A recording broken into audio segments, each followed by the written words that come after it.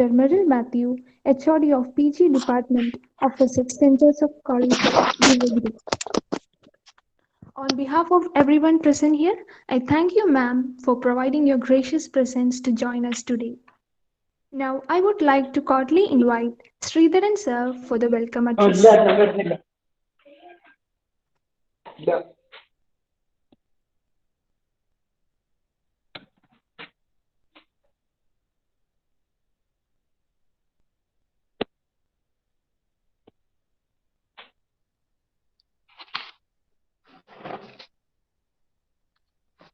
Our chief guest of today, Dr. Merrill Matthew, faculty members, and beloved students.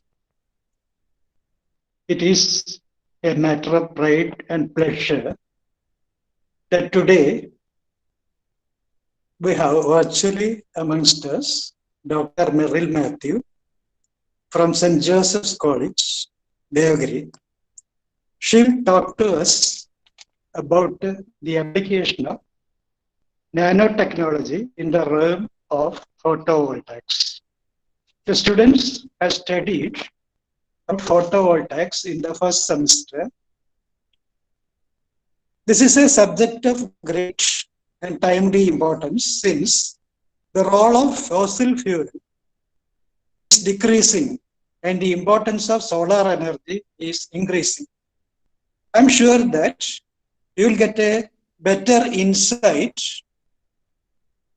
into the subject after listening to the talk by Dr. Merrill Matthew. As all of us know, Dr. Merrill Matthew is the head of Department of Physics, St. Joseph's College, Devagiri. My son studied for BSc at St. Joseph's College, Devagiri from 1996 to 99. She joined there in a college after that. So my association with Dr. Merrill Matthew has been of short duration. I'm glad that she has agreed to talk about a fascinating subject.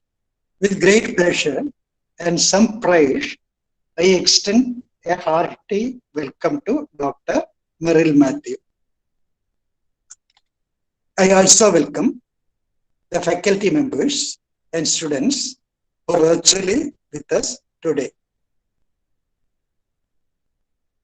Next, Malavika of second semester will talk a few words about our chief guest, and thereafter Dr. Merrill Matthew will present the webinar.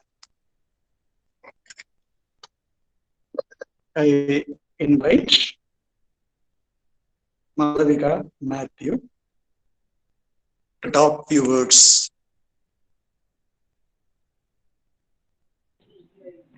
Good morning, everyone. Today, we share this platform together to learn about one of the most relevant topic in science, which is nanotechnology. And I'm so honored to invite our resource person, Dr. Merrill Matthew, currently the head of postgraduate department of physics, St. Joseph's College, Devagiri. She pursued her bachelor's and master's degree in physics from Mercy College, Palakkad. She got PhD in physics for specialization in thin film solar cells. The title of the thesis was Engineering the Properties of Indium Sulfide for Thin Film Solar Cells by Doping. Prior to her current post, she was with the Technology Division of Tata BP India Limited, which is a joint venture of Tata and British Petroleum. She also worked as a research faculty at the Department of Energy Science and Engineering at IIT Bombay. Her field of research is solar photovoltaics. She is a recipient of U.S. Naval Research Global Award for her work presented at ICUMA 2007 held at UK. She was an invited speaker at Low Carbon Earth Summit held at Dalian, China. She has published more than 30 papers in peer-reviewed journals and international conferences. Once again, with all due respect, I invite Dr. Merrill Matthew to this auspicious event. Please, ma'am.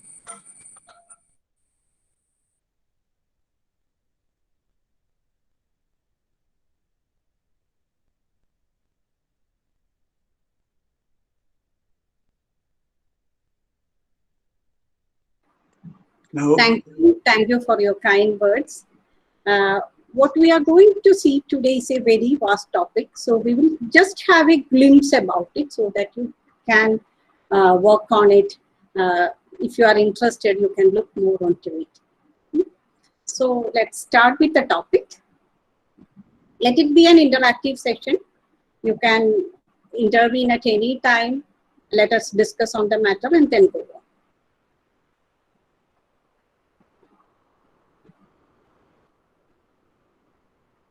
Okay, ma'am. Let me share my screen.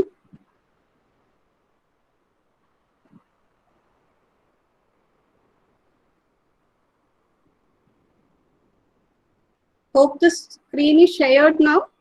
Can you see the screen?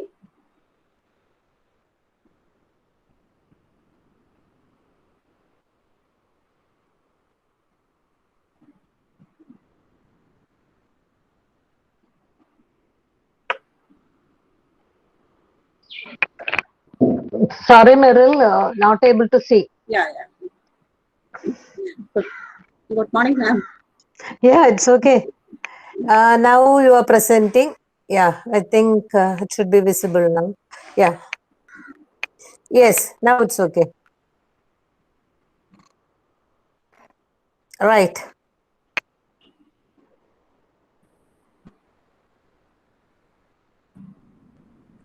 So the topic of today's presentation is the fascinating nanotechnology in the realm of photovoltaics. So we will start with nanotechnology. Since nanotechnology has got a wide range of application, we will point it to a few applications in the field of photovoltaics. As you know, nanotechnology is a combination of science, engineering, and technology conducted at a very nano scale, about 1 to 100 nanometers.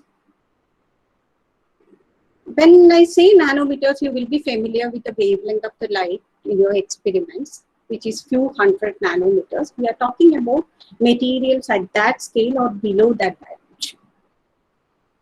So what's so special about nanotechnology is it's incredibly broad. And it requires expertise in all interdisciplinary fields to explain it properly. Like you need expertise in physics, chemistry, material science. And if you are doing with biological materials, you need expertise in biology, biochemistry, etc. So we physicists also have a role to play in it.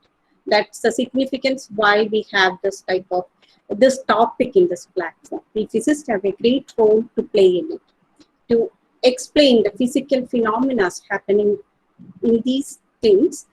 We need to have a core knowledge of physics, which we can apply. So we have a role, we have to part with the research. So what are nanomaterials? These are the common slides, what you see in all the presentation, but without this, we cannot move along. So what are nanomaterial?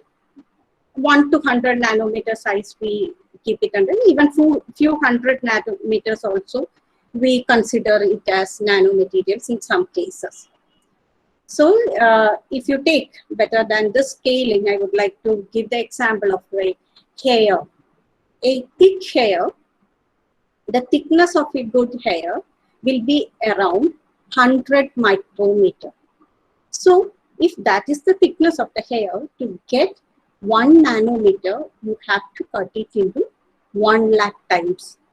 That is the dimension what we are talking about. It's too small. Then why, the question is why we hear a lot about it now. Of course, in 1959, this is the first word any nanotechnology, first sentence any nanotechnology lecture will start up. It's a sentence from the Feynman lecture. There is plenty of room at the bottom. That provides a vision for exciting new discoveries. But the major factor behind why we hear a lot about it is that we have developed new tools so that we can see and understand what's happening at that level. We have developed SEM, TEM, XPS, STM, and AFM. SEM, you know, it's the scanning electron microscopes. We had microscopes. When we started using electron as the probe for microscopes, we could actually visualize very tiny or very nanoscale, very tiny dimension of the order of nanoscale. That's the difference what it made. So in 1937, SEM was introduced. Then came the tunneling electron microscope. XPS, X-ray photoelectron spectroscopy, that gives you an idea about the binding energy in which the particle is. So you can understand, you will get a better understanding about the compound nature, how it is. Then you have the standard tunneling microscope, STM, which came out in 1981, and AFM was made by IBM, atomic force microscopy, in 1982. Actually, these instruments, the STM, AFM, and the advanced SEM and TEM, provided the fingers and eyes for nanoscale manipulation and research. We could actually see it, then only we can understand what's happening over there. So when we hear a lot about in the near future, that means that now we have advanced it to actually manipulate materials at that level and see materials at that level. That's what has happened over the years.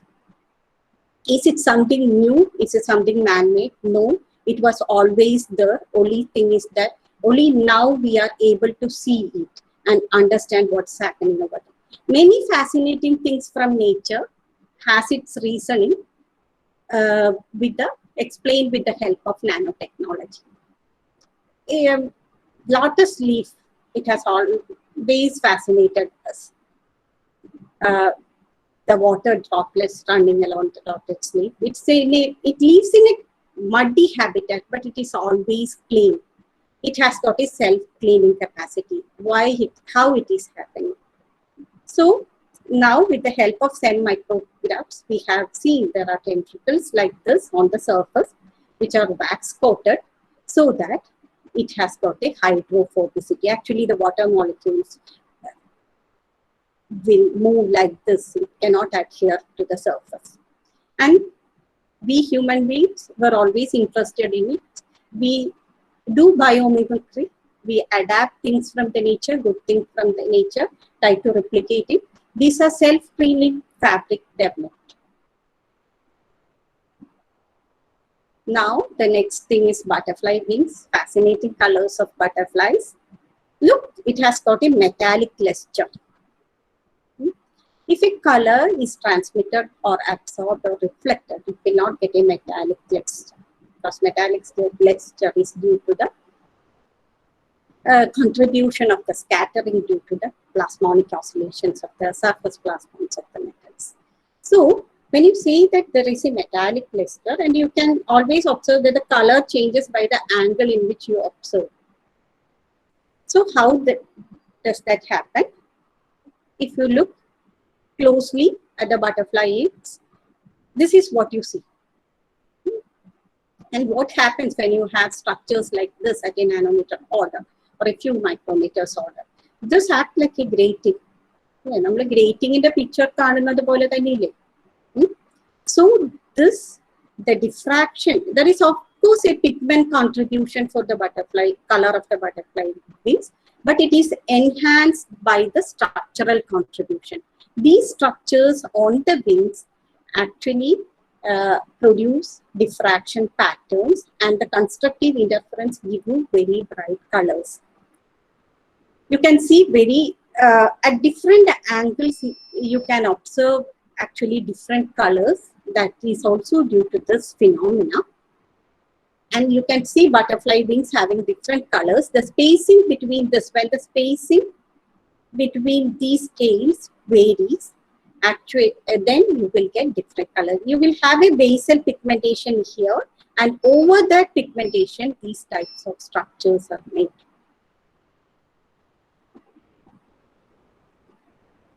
Again, we have biomimicked it.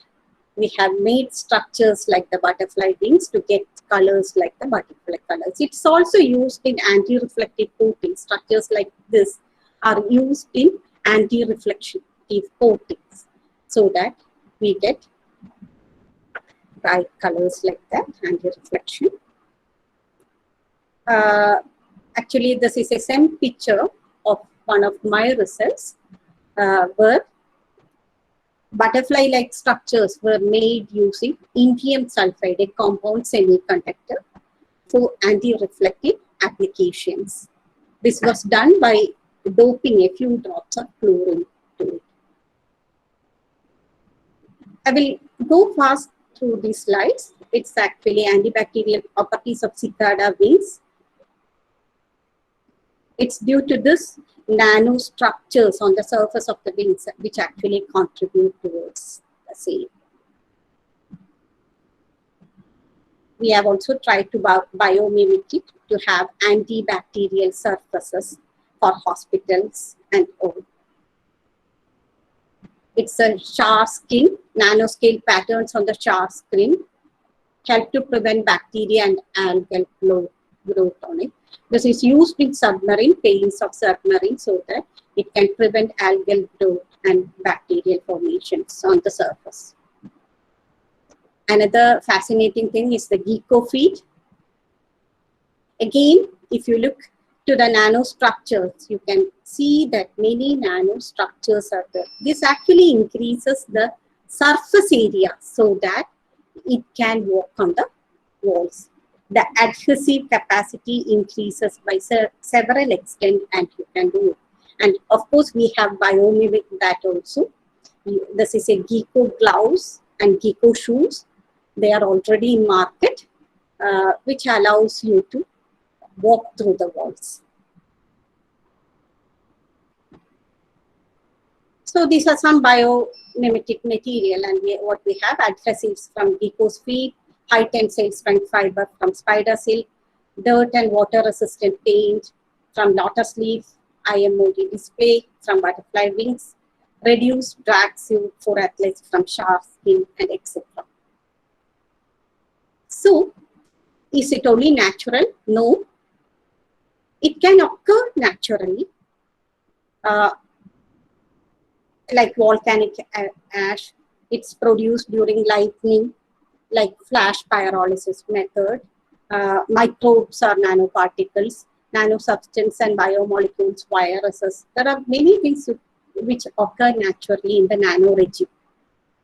It can be incidental, like industrial byproduct, mining, automobile exhaust. നമ്മുടെ automobile exhaust ഒക്കെ ഇല്ലേ, ബൈക്കിന്റെ ഒക്കെ മുകളിലിരിക്കുന്ന ആ ഒരു carbon dust ഇല്ലേ, it's usually made up of carbon nano tubes. ആ ഒരു കണ്ടീഷൻസ് സാറ്റിസ്ഫൈ ചെയ്യുന്നുണ്ടെങ്കിൽ അത് കാർബൺ, അല്ലെങ്കിൽ നമ്മുടെ ആഷിലൊക്കെ ഇഷ്ടം പോലെ കാർബൺ നാനോ ട്യൂബ്സ് ഉണ്ട്, like combustion, nano plastics etcetera. Nano, it can be engineered also. It can be incidental, it can be engineered also. How can you engineer? When you are engineering it, we are doing it for a specific purpose. So we engineer that particle to exhibit that property so that we can use it for that particular application. Nanomaterials. It can be classified as 0-dimensional, 1-dimensional, 2-dimensional, or 3-dimensional.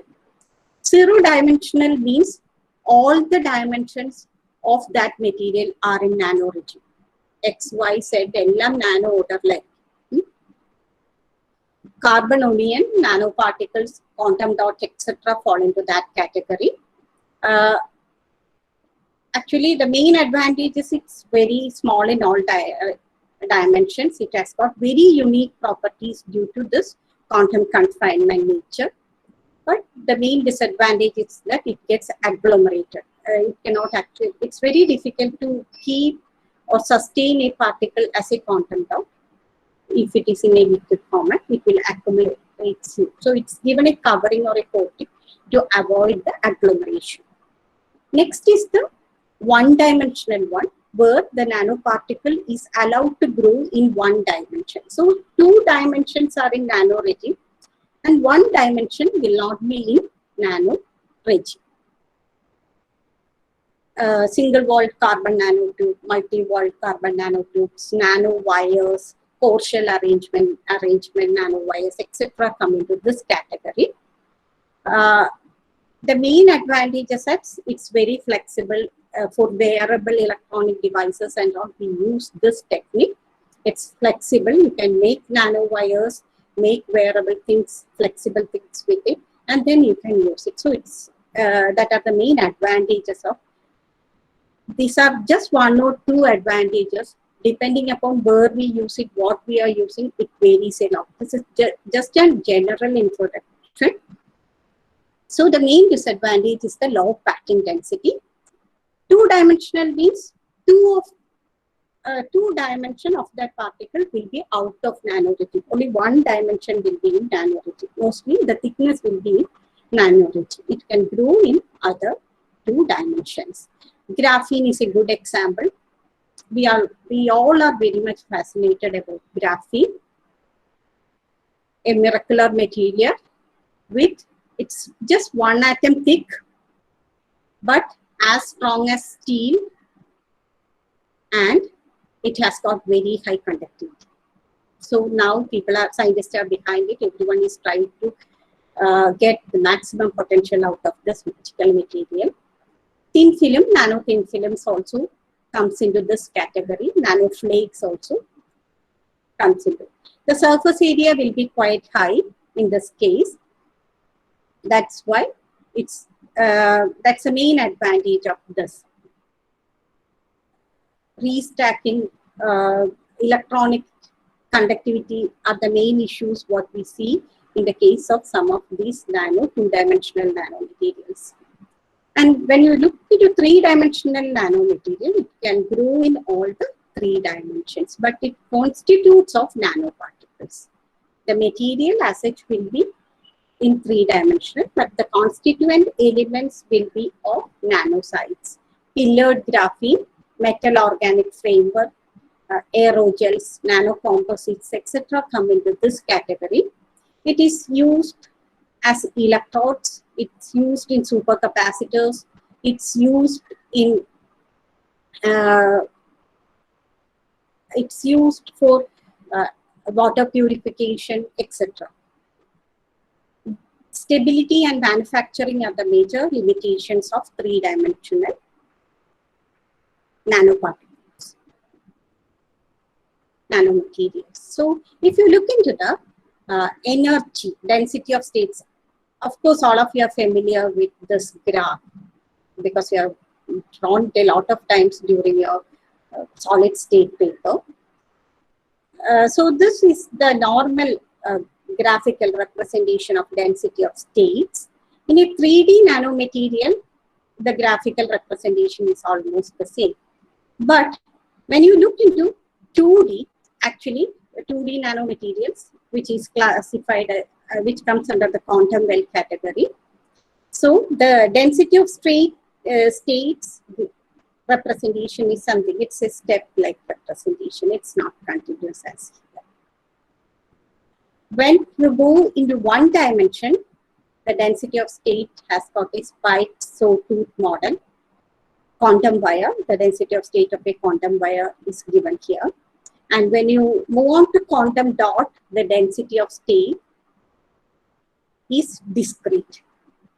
Actually, it's not continuous, it's discrete level. So in all these things, the conduction mechanism is not the same as we see here. We have now we explain new mechanisms with the help of quantum mechanics like Hopfield conduction in the case of nanomaterials. So the conduction mechanism is not the same. So the behavior, electrical behavior will also be not the same as we see in the bulk material.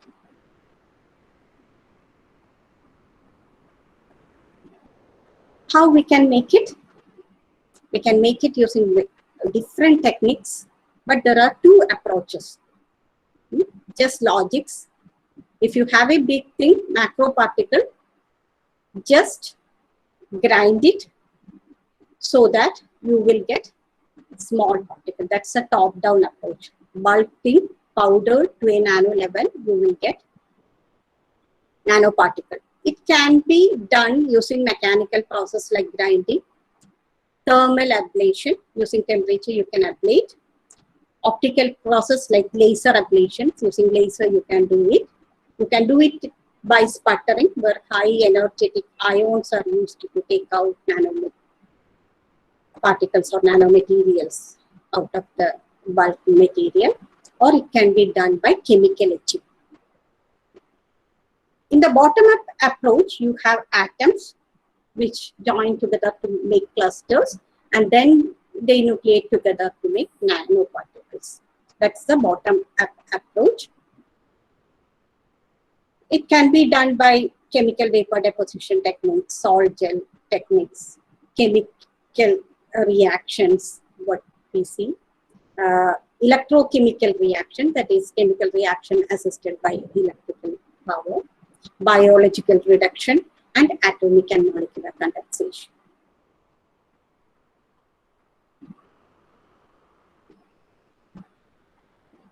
Now, for the different classes of nanomaterials, it can be basically divided into bulk, particles, and surface. If the entire bulk is made up of nanomaterial, it's a bulk nanomaterial. If only the surface is coated or a surface film or structured film on the top, then it's a surface type nanomaterial. Particle type, it can be in many forms, like it can be surface bound, adsorbed to the surface or bound to the surface. It can be suspended in a liquid, suspended in solids, or it can be airborne. These are different classes of nanomaterials. Now,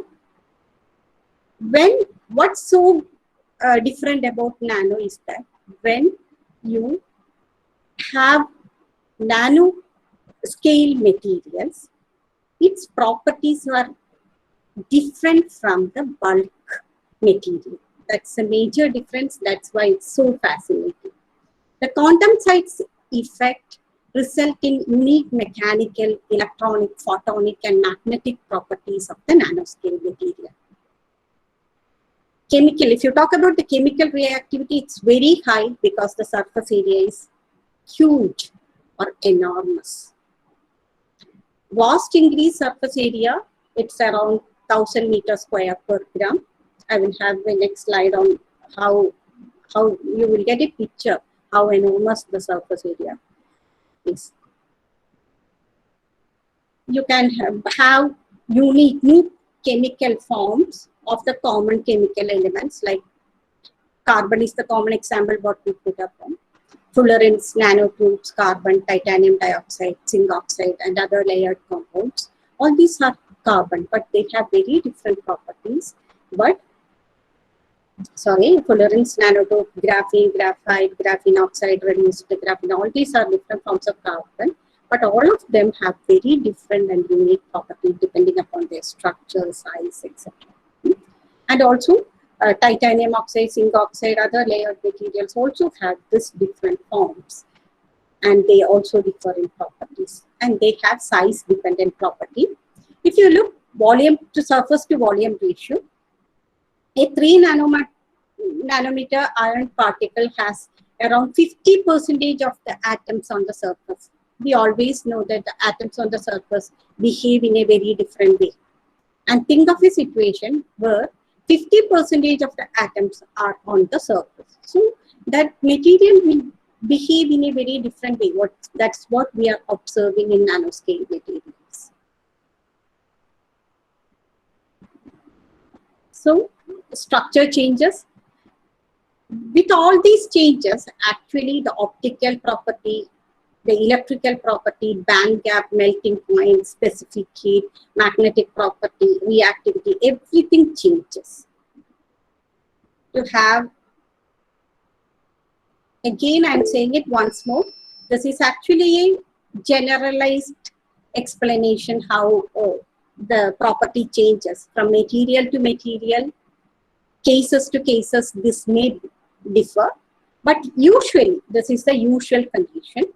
The catalytic property, it has got a better catalytic efficiency through high surface to volume ratio. Electrical property, increased electrical conductivity in ceramics and magnetic nanocomposites are observed, but in metals, increased resistance is observed.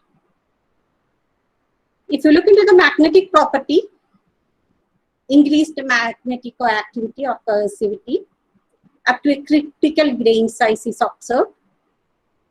And up to a critical grain size, you can also observe super paramagnetic behavior. Mechanical property, improved hardness, toughness of metals and alloys, improved ductility, super plasticity for ceramics are observed at a nano region.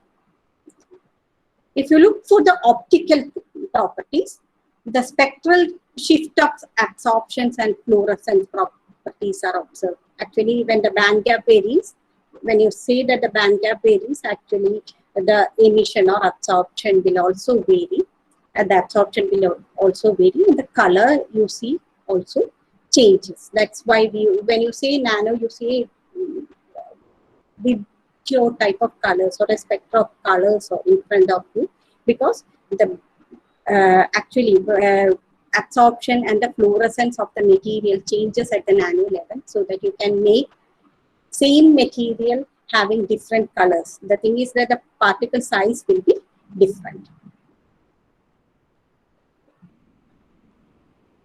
Next two are for the biological application, which I am skipping right now.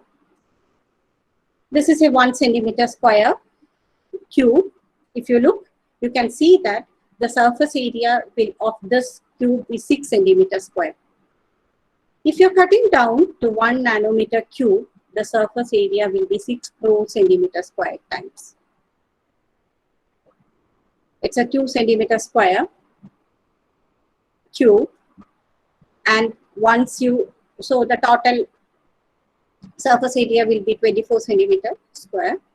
And if you cut it into 1 nanometer square, the surface area increases, which is equivalent to the surface area of a football ground.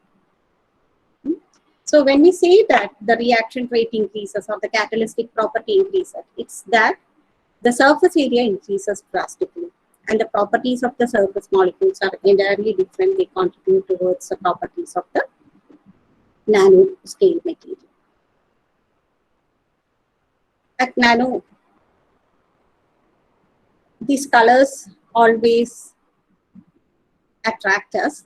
For semiconductors like zinc oxide, cadmium sulfide, silicon, the band gap changes with the size.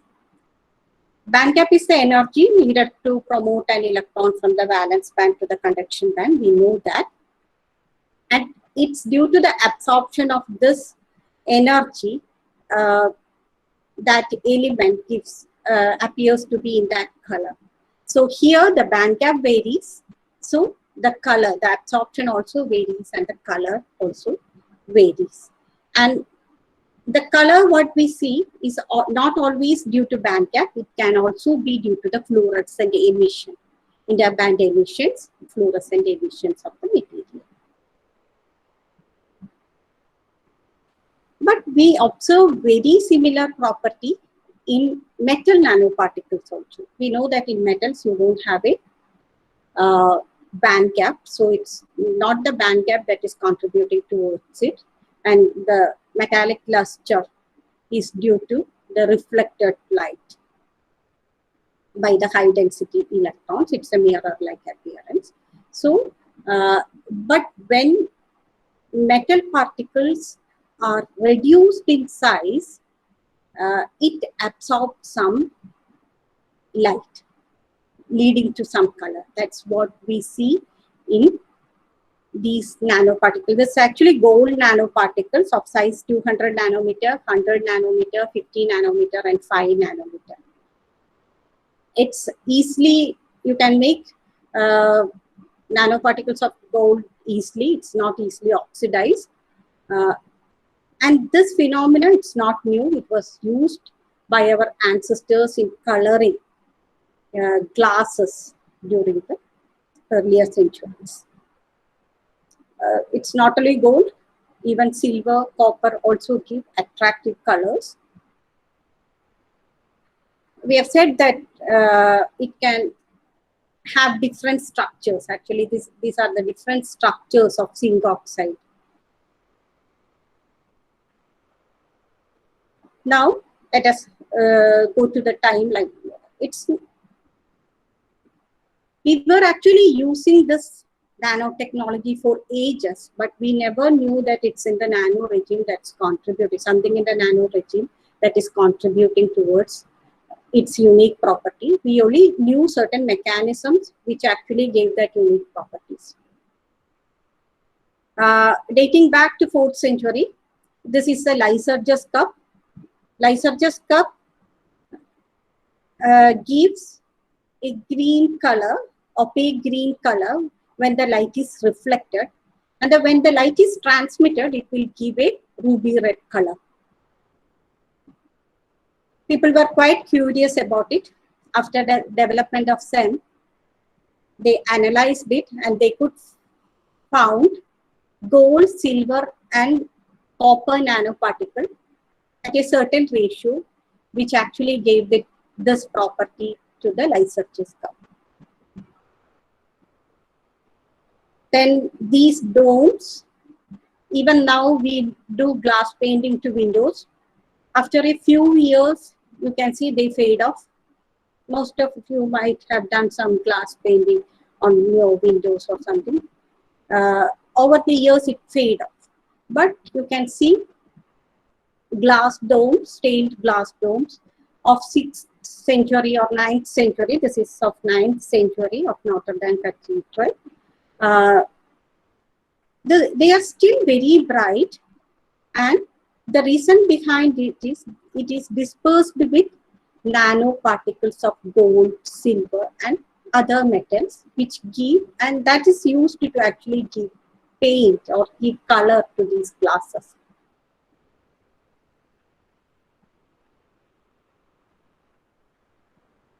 These are Islamic glazes, luster ceramic glazes, which originated in Islamic countries and later given to European countries, also tried to produce it. This contained silver, copper, and other metal nanoparticle, which gave a luster to this particle, the ceramic. This is something to our credit, Damascus saber blades. Even Tipu Sultan sword comes into this category. These swords were quite unique and well in demand in European countries because of the unique properties. It was highly flexible, it was very hard, and it was very sharp. To have all these properties together is very difficult. But a special type of iron known as Wood's iron, which was from South India, was used to make these type of swords. It was on high demand. All the European countries, all the kings were after it to get this Wood's steel or Wood's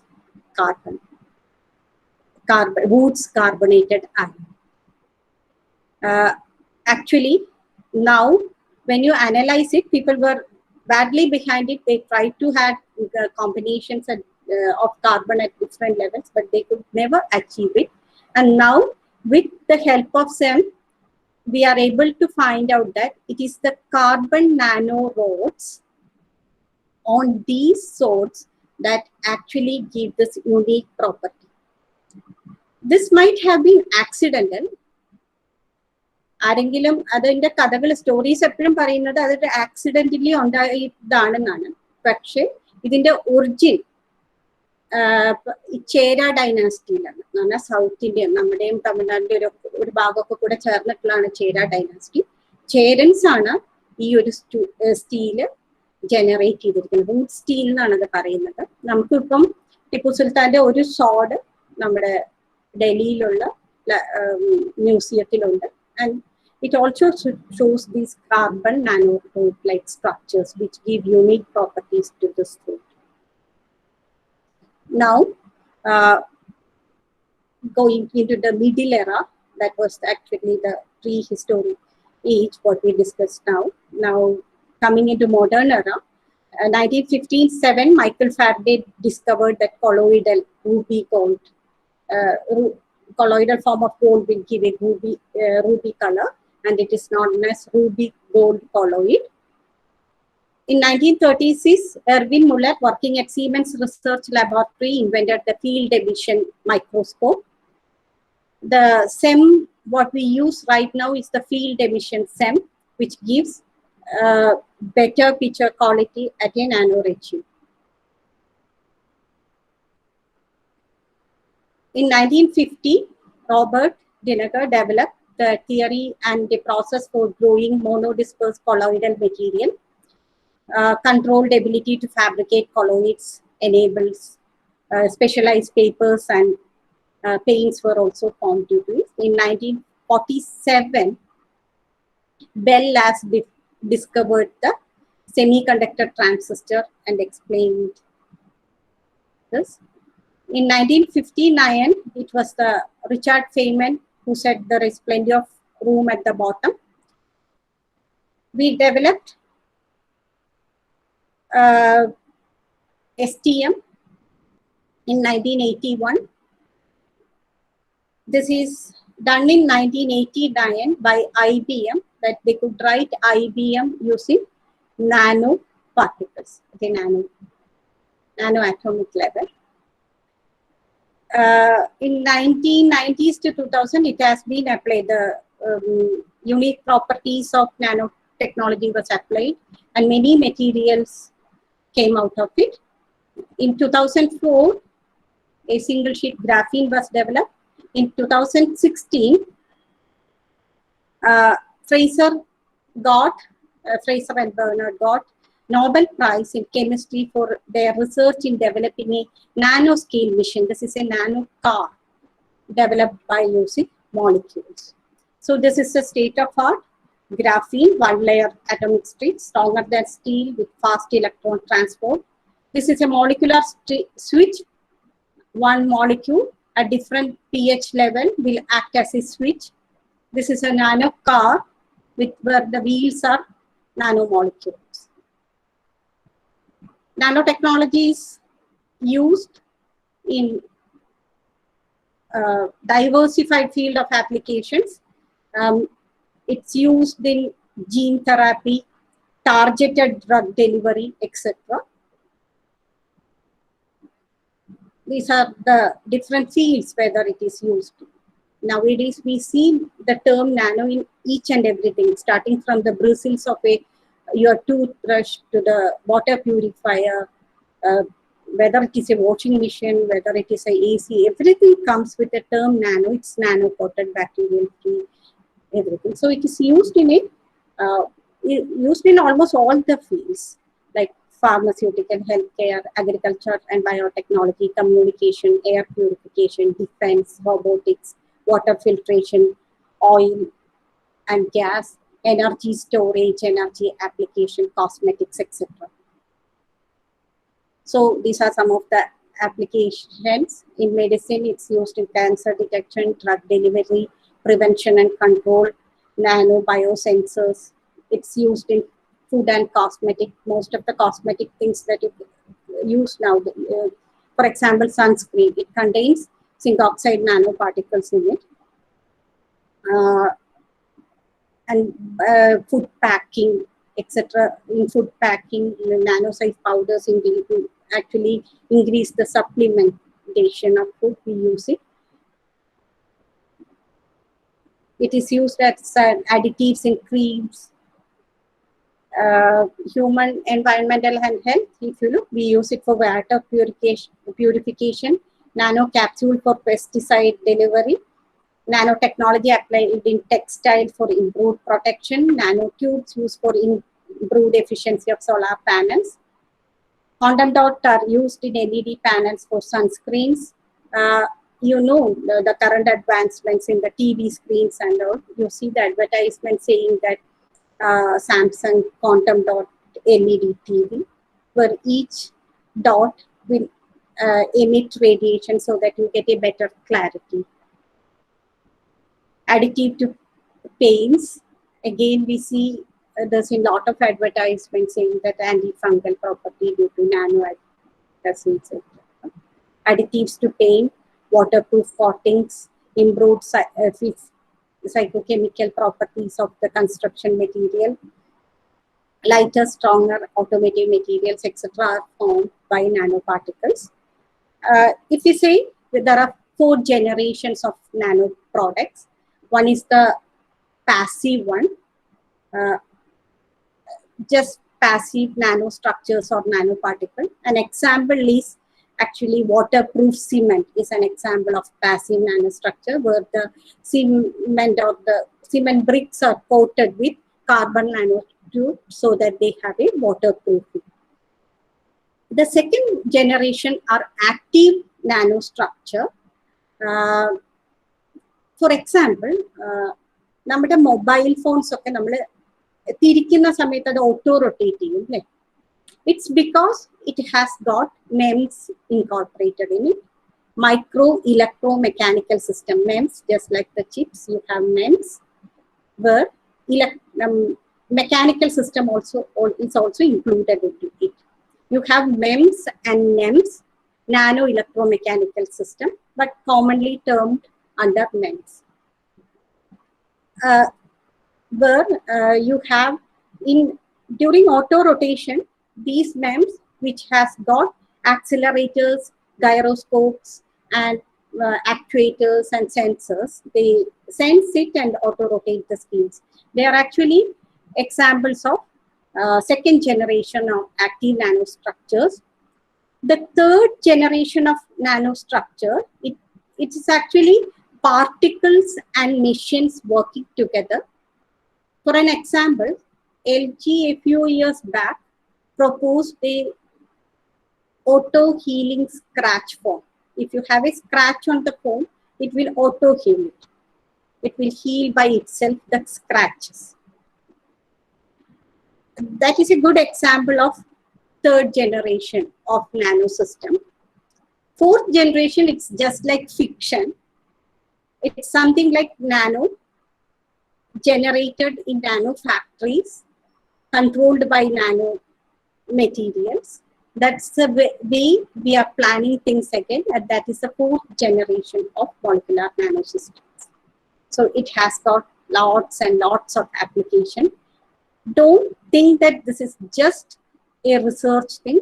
The market is also very high. You can see how the global market has grown over the years.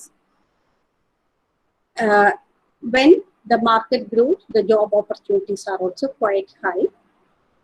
Now, we have seen many applications of nanoparticles. Now, I'm concentrating into the application in photovoltaic. Again, here I will show you only a very few of them, because again, here you have vast variety of application, which we may not be able to finish off in this time scale.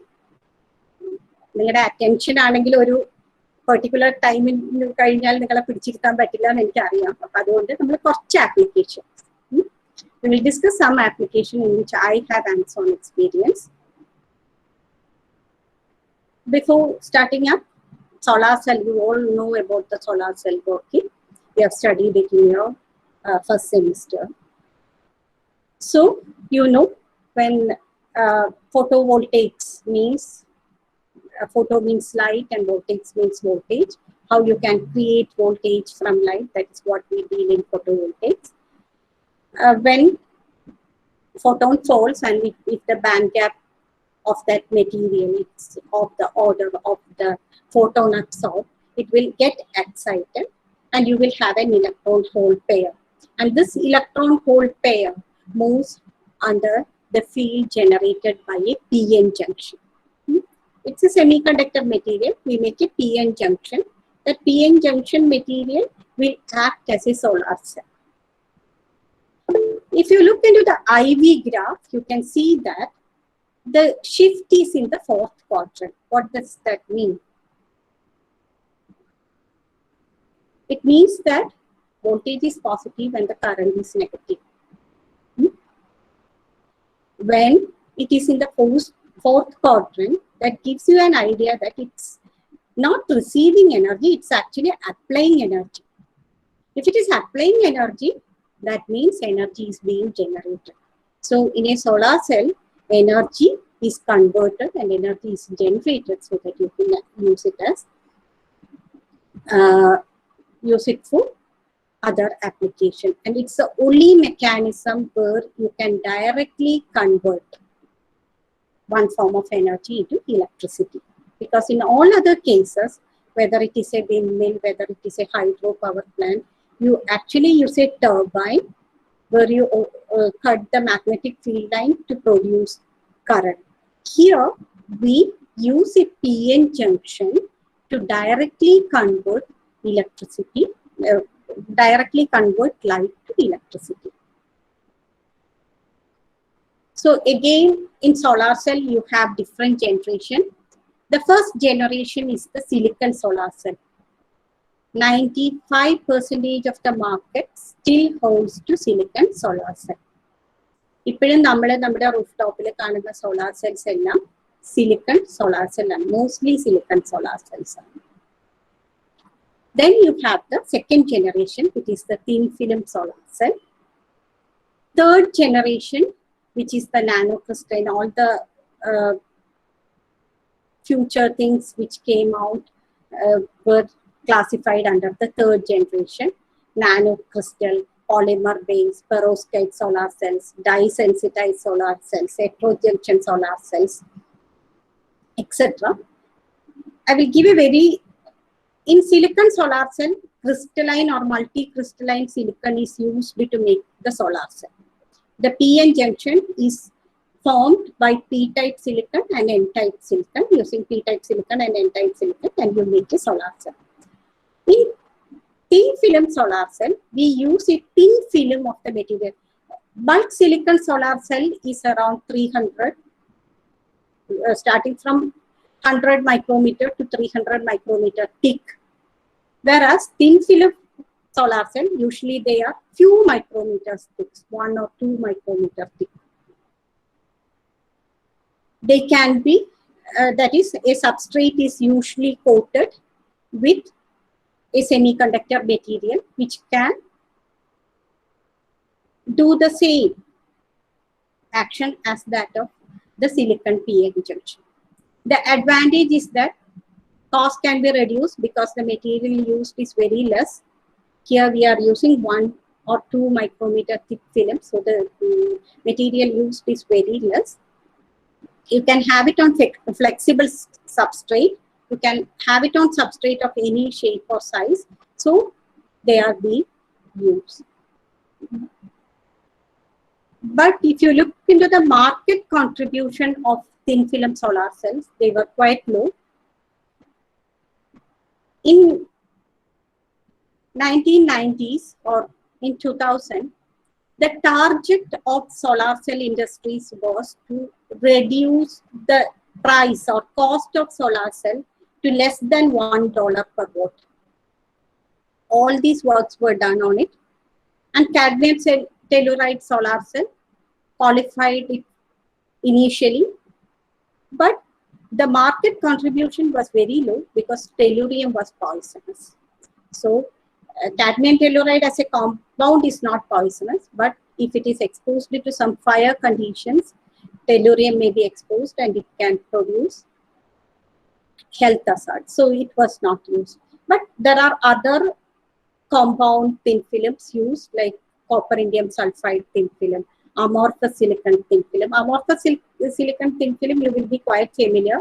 That's the one used in your calculators. Or if your watch is running on solar power, mostly thin film solar cells are used. On the calculator, you have a photovoltaic small strip. Again, that is usually amorphous silicon solar cell. Then you have the third generation. These are not yet in the market, mainly because of its lifetime.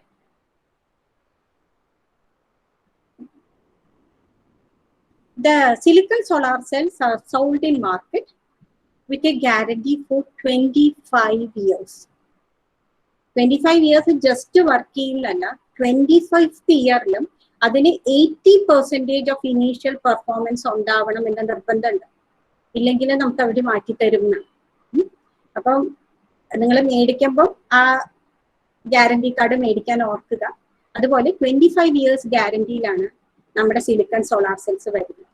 അപ്പൊ പലപ്പോഴും മാർക്കറ്റിൽ വരുന്ന ഒരു major issue എന്ന് പറയുന്നത് ഈ ടെക്നോളജീസിനൊന്നും ആ 25 years ഫീൽഡിൽ നിൽക്കാൻ പലപ്പോഴും പറ്റിയെന്ന് വരില്ല. അതിന്റെ ഏജിങ് ഫാക്ടർ ഭയങ്കര ഫാസ്റ്റ് ആണ്. ഇനി അടുത്ത ക്വസ്റ്റ്യൻ നിങ്ങൾക്ക് ചോദിക്കാം, എങ്ങനെയാണ് 25 year ഫീൽഡിൽ നിൽക്കുമെന്ന് നിങ്ങൾ ഉറപ്പാക്കുന്നത് എന്ന്.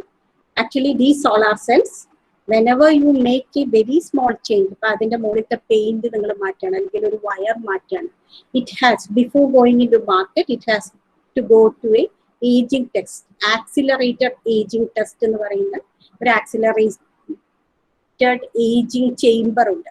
അവിടെ നമ്മൾ ഈ 25 years ഇത് എക്സ്പോസ്ഡ് ആവുന്ന ടെമ്പറേച്ചർ വേരിയേഷൻസും കണ്ടീഷൻസിനെയും ഇതിനെ നമ്മൾ ആക്സിലറേറ്റ് ചെയ്ത് എക്സ്പോസ് ചെയ്യും. എന്നിട്ട് തിരിച്ചെടുക്കുമ്പോൾ if it is working fine with greater than 80% of the initial efficiency then it passes the ageing test. അപ്പൊ ആ ഒരു ഏജിങ് ടെസ്റ്റ് കഴിഞ്ഞിട്ടാണ് വരുന്നത്. അപ്പൊ പലപ്പോഴും ഈ മോഡ്യൂൾസിനൊന്നും അത് തരാൻ പറ്റാറില്ല. That's a major reasons why we are still stuck with, market is still stuck with. ഇതാണ് ഫ്യൂച്ചർ ജനറേഷൻ നാനോ പാർട്ടിക്കിൾസിനെ ഇൻകോർപ്പറേറ്റ് ചെയ്ത് അതിന്റെ പ്രശ്നങ്ങളെല്ലാം പരിഹരിച്ച് പോകാനാണ് നമ്മളിപ്പോൾ ശ്രമിച്ചുകൊണ്ടിരിക്കുന്നത്.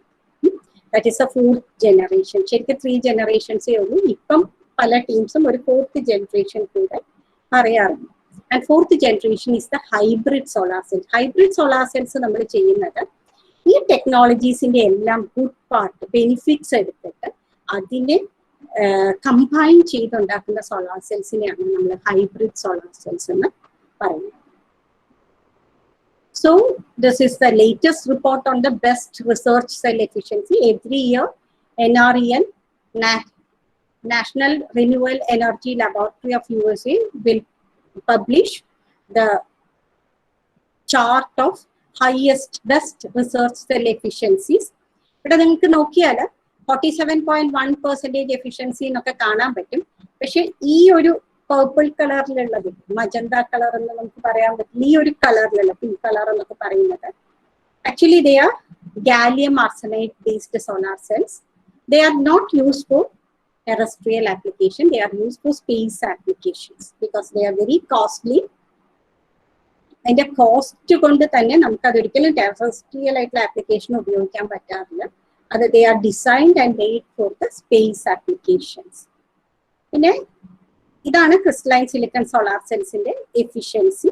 നമുക്കൊരു 26.7 വരെ എഫിഷ്യൻസി അത് റീച്ച് ചെയ്തിട്ടുണ്ട്. കോൺസെൻട്രേറ്റഡിലാണെങ്കിൽ 26.1% എഫിഷ്യൻസി എത്തിയിട്ടുണ്ട്. കോൺസെൻട്രേറ്റഡിൽ 27.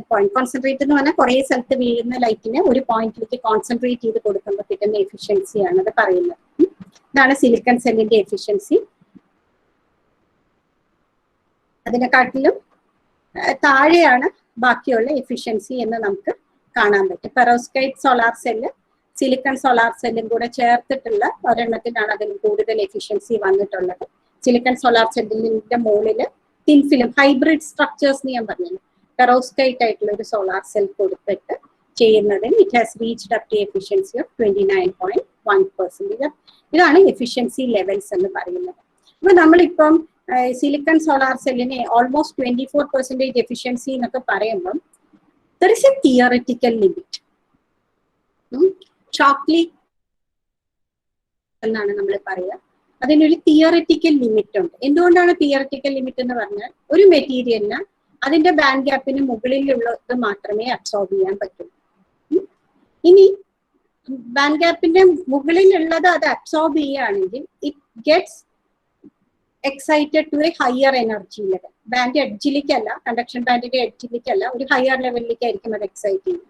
അവിടെ അത് സ്റ്റേബിൾ അല്ല, it will get de excited. അപ്പൊ ഇവിടെ ഒരു ലോസ് ഉണ്ട്. This usually comes out a phonon vibration. നമുക്ക് അറിയാവുന്ന കാര്യം അല്ലെ, ഇതൊരു ഫോണോൺ എമിഷൻ ആയിട്ടാണ് വരുന്നത്. That produces thermalisation. അപ്പം ഈ ഒരു പാർട്ടിൽ നോക്കിയാൽ ഇതെല്ലാം എക്സസ് എനർജിയാണ്. അതൊരു തെർമലൈസേഷൻ ലോസസ് ആണ് ഉണ്ടാക്കുക. ബാൻഡ് ഗ്യാപ്പിന്റെ ആ പോയിന്റ് വരെ അതിനെ അബ്സോർബ് ചെയ്യാൻ പറ്റില്ല. So this is not absorb, they are transmitted. This is available and there could be extraction losses if we are talking about indirect band gap material, there can be recombination losses, etc. അപ്പം ഒരു silicon solar സെല്ലിന് achieve ചെയ്യാൻ പറ്റുന്ന maximum efficiency എന്ന് പറയുന്നത് ഏകദേശം 24% ആണ്. We are already reach that. പക്ഷെ ഇപ്പൊ ആ റിപ്പോർട്ട് ചെയ്തിരിക്കുന്ന 24% എന്ന് പറയുന്നതിൽ കുറച്ച് അഡ്വാൻസ്ഡ് ടെക്നോളജീസും കൂടെ ചേർത്തിട്ടാണ് നമ്മൾ അവിടെ റീച്ച് ചെയ്തിട്ടുള്ളത്. അപ്പം ഇത് തിയററ്റിക്കൽ എഫിഷ്യൻസീസ് ആണ്. ഈ എഫിഷ്യൻസിനെ നമുക്ക് എങ്ങനെ പുഷ് ചെയ്യാം ടു ഹയർ എഫിഷ്യൻസി? എഫിഷ്യൻസി എന്ന് പറയുമ്പം എഫിഷ്യൻസി എന്നുള്ള ടേം എന്ന് പറഞ്ഞാൽ വരുന്ന സോളാർ, നിങ്ങൾ അതൊക്കെ പഠിച്ചിട്ടുള്ളത് കൊണ്ടാണ് ഞാൻ അത് വീണ്ടും പറയാതിരുന്നത്. എഫിഷ്യൻസി എന്ന് പറഞ്ഞാൽ നിങ്ങൾക്കറിയാം, വരുന്ന സോളാർ റേഡിയേഷനിൽ എത്ര എനർജി നമുക്ക് ഇലക്ട്രിസിറ്റി ആയിട്ട് മാറ്റാൻ പറ്റും. ആ പെർസെൻറ്റേജ് ഓഫ് കൺവേർഷനെയാണ് നമ്മൾ എഫിഷ്യൻസി എന്ന് പറയുന്നത്. നമ്മൾ JSE, BOCയുടെ ഒക്കെ ടേമിലാണ് എഫിഷ്യൻസി. ഓപ്പൺ സർക്യൂട്ട് വോൾട്ടേജിന്റെയും ക്ലോസ്ഡ് സർക്യൂട്ട് കറണ്ടിന്റെയും ടേംസിലാണ് നമ്മൾ ആ എഫിഷ്യൻസി ഫിൽ ഫാക്ടർ ഒക്കെ വെച്ചിട്ടാണ് നമ്മൾ എഫിഷ്യൻസി കാൽക്കുലേറ്റ് ചെയ്യുക. നിങ്ങൾ അത് ചെയ്തിട്ടുണ്ട്. അപ്പൊ നിങ്ങൾക്ക് അതാണ് എഫിഷ്യൻസി എന്ന് പറയുന്നത്. അപ്പൊ നമ്മുടെ മനസ്സിലൊരു ചോദ്യം വരാം, why we need to worry about efficiency?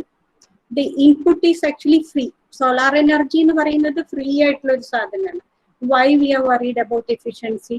നമ്മൾ ഇതിന് 15, ഒരു സിലിക്കൺ സോളാർ സെല്ലിന് 20% എഫിഷ്യൻസി എന്ന് പറയുമ്പോൾ നമുക്ക് മാർക്കറ്റിൽ കിട്ടുന്ന ഇതൊക്കെ ലബോറട്ടറിയിൽ ഉണ്ടാക്കുന്ന കുഞ്ഞു സെല്ലിന്റെ ഒക്കെ എഫിഷ്യൻസീസ് ആണ് കേട്ടോ. നമുക്ക് മാർക്കറ്റിൽ കിട്ടുന്ന എഫിഷ്യൻസി എന്ന് പറയുന്നത് 15 to 18% എഫിഷ്യൻസി ഉള്ള സോളാർ സെൽസ് ആണ്. അപ്പം ആ 15 to 18% എഫിഷ്യൻസി എന്ന് നമ്മൾ അയ്യോ അത്രയും പെർസെൻറ്റേജ് നമുക്ക് കൺവേർട്ടഡ് ആയി കിട്ടുന്നുള്ളൂ എന്ന് വിഷമിക്കുമ്പോൾ, നമ്മുടെ ഒരു സാധാരണ ബസ്സൊക്കെ ഇല്ലേ, ഒരു ഡീസൽ ബസ്സിന്റെ ഒക്കെ എഫിഷ്യൻസി, കൺവേർഷൻ എഫിഷ്യൻസി എന്ന് പറയുന്നത് 16 to 18% ആണ്. അവിടെ നമ്മൾ fossil fuel we are buying it at a very high rate. എന്നിട്ടാണ് അതിന്റെ കൺവേർഷൻ എഫിഷ്യൻസി അത്ര വരുന്നത്. പിന്നെ അത് ആരും ഒരു എഫിഷ്യൻസിയുടെ ടേംസിൽ സംസാരിക്കാത്തത് കൊണ്ട് വെൽ ആൻഡ് ഫൈൻ. ബസ്സിന്റെ എഫിഷ്യൻസി അതാണെങ്കിൽ നമ്മുടെ കാറിന്റെ ഒക്കെ എഫിഷ്യൻസി എത്രയായിരിക്കും എന്ന് നമ്മൾ ചിന്തിക്കണം.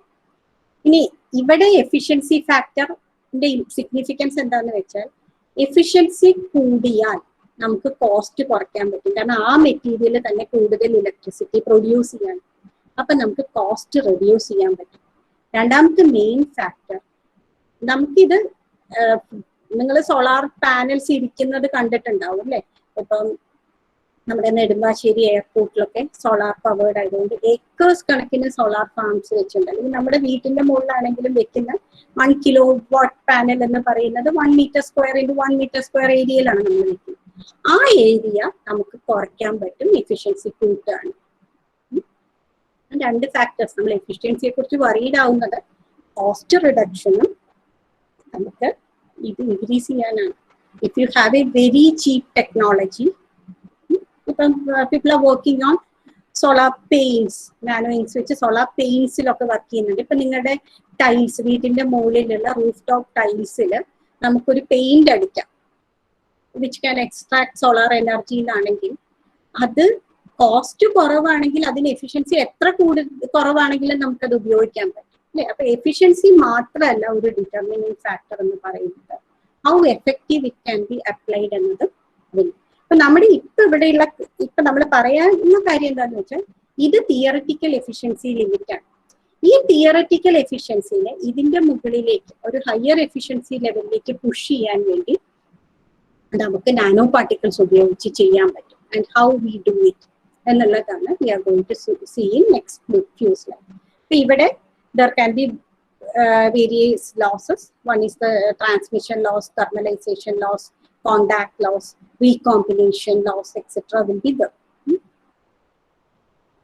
So for beating the Shockley-Kessner efficiency limit, we have these concepts like tandem solar cell, concentrated PV, hot carrier solar cells, down and up conversion solar cells.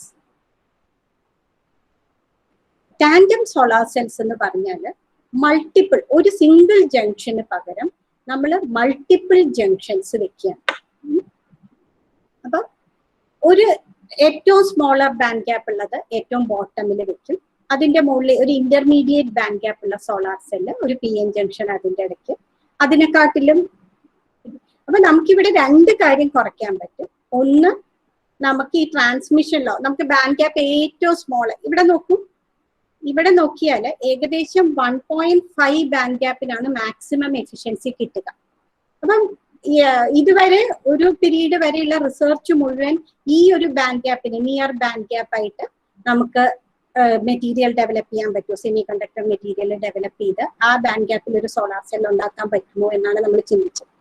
ഇപ്പം ടാൻഡം സോളാർ സെൽ കൺസെപ്റ്റ് പറയുന്നത് നമ്മൾ different P N junctions എടുക്കുകയാണ്. അപ്പൊ ആദ്യത്തത് വളരെ ചെറിയ band gap, അത് ഈ ഒരു റേഞ്ചിലുള്ള